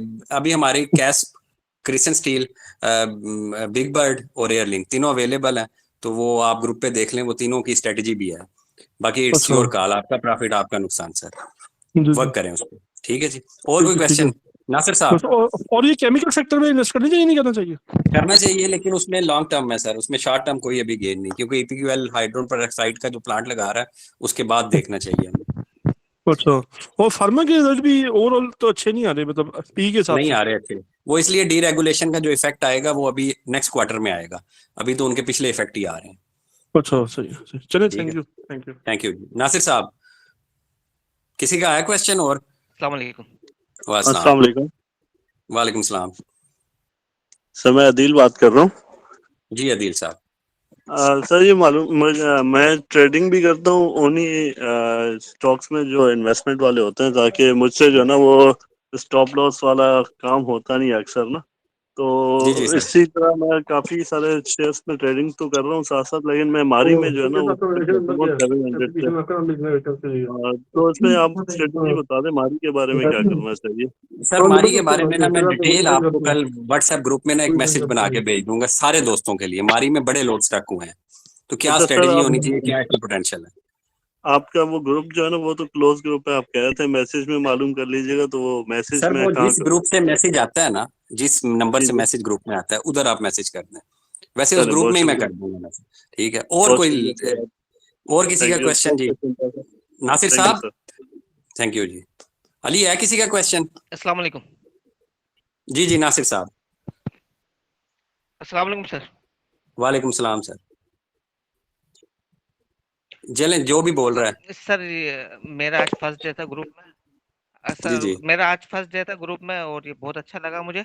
मेरा सिर्फ क्वेश्चन ये है कि सर ये जो डिफरेंसेस आते हैं, जैसे फौजी फर्टिलाइजर है और ई फर्टिलाइजर है, तो फौजी फर्टिलाइजर को गैस सस्ती मिलती है, मैंने सुना है कि वो माली से लेता है।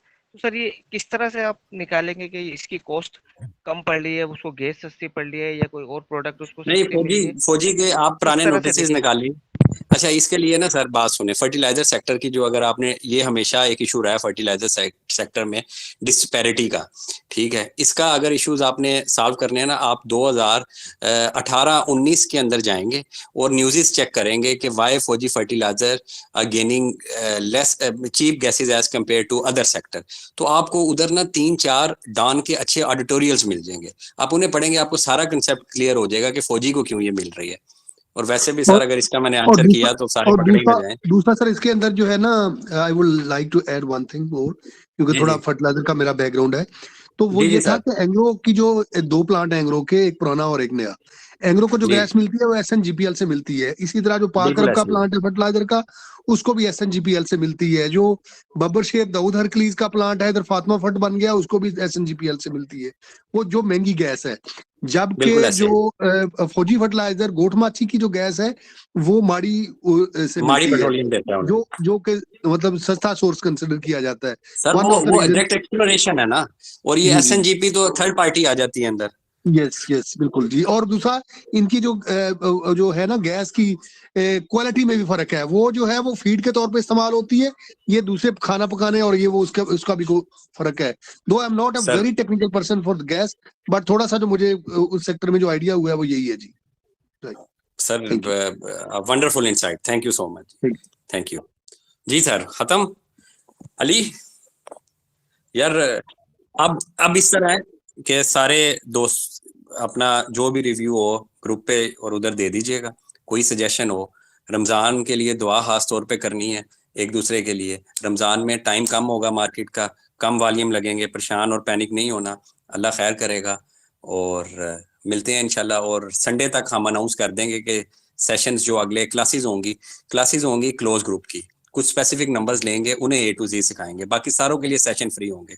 उस क्लासेस के लिए फ्री ऑफ कास्ट होंगी, लेकिन कुछ स्पेसिफिक क्राइटेरिया होगा, क्योंकि 2 तरह के लोग हैं। एक वो जिन्होंने नई स्टॉक मार्केट में शुरू की है, उनके लिए अलहदा क्लासेस रखेंगे हम कि A to Z। जो दूसरे हैं जिनका थोड़ा सा बेस नॉलेज है, उसके बाद उन्होंने चीजें करनी है, उनके लिए अलग रखेंगे। तो अभी हम सेकंड ग्रुप को टारगेट करेंगे और सब जितना हम सिखा सकेंगे ये नॉलेज सिखाएंगे, क्योंकि वी बिलीव कि जो चीज़ अल्लाह की राह में दो वही अल्लाह वापस देता है, चाहे वो इज्जत है, चाहे वो धोखा है, चाहे वो गालियां हैं, और चाहे वो नॉलेज है। तो बहुत शुक्रिया जी, ख्याल रखिएगा। और कोई क्वेश्चन रह गया तो फेसबुक पेज पे। थैंक यू जी सो मच।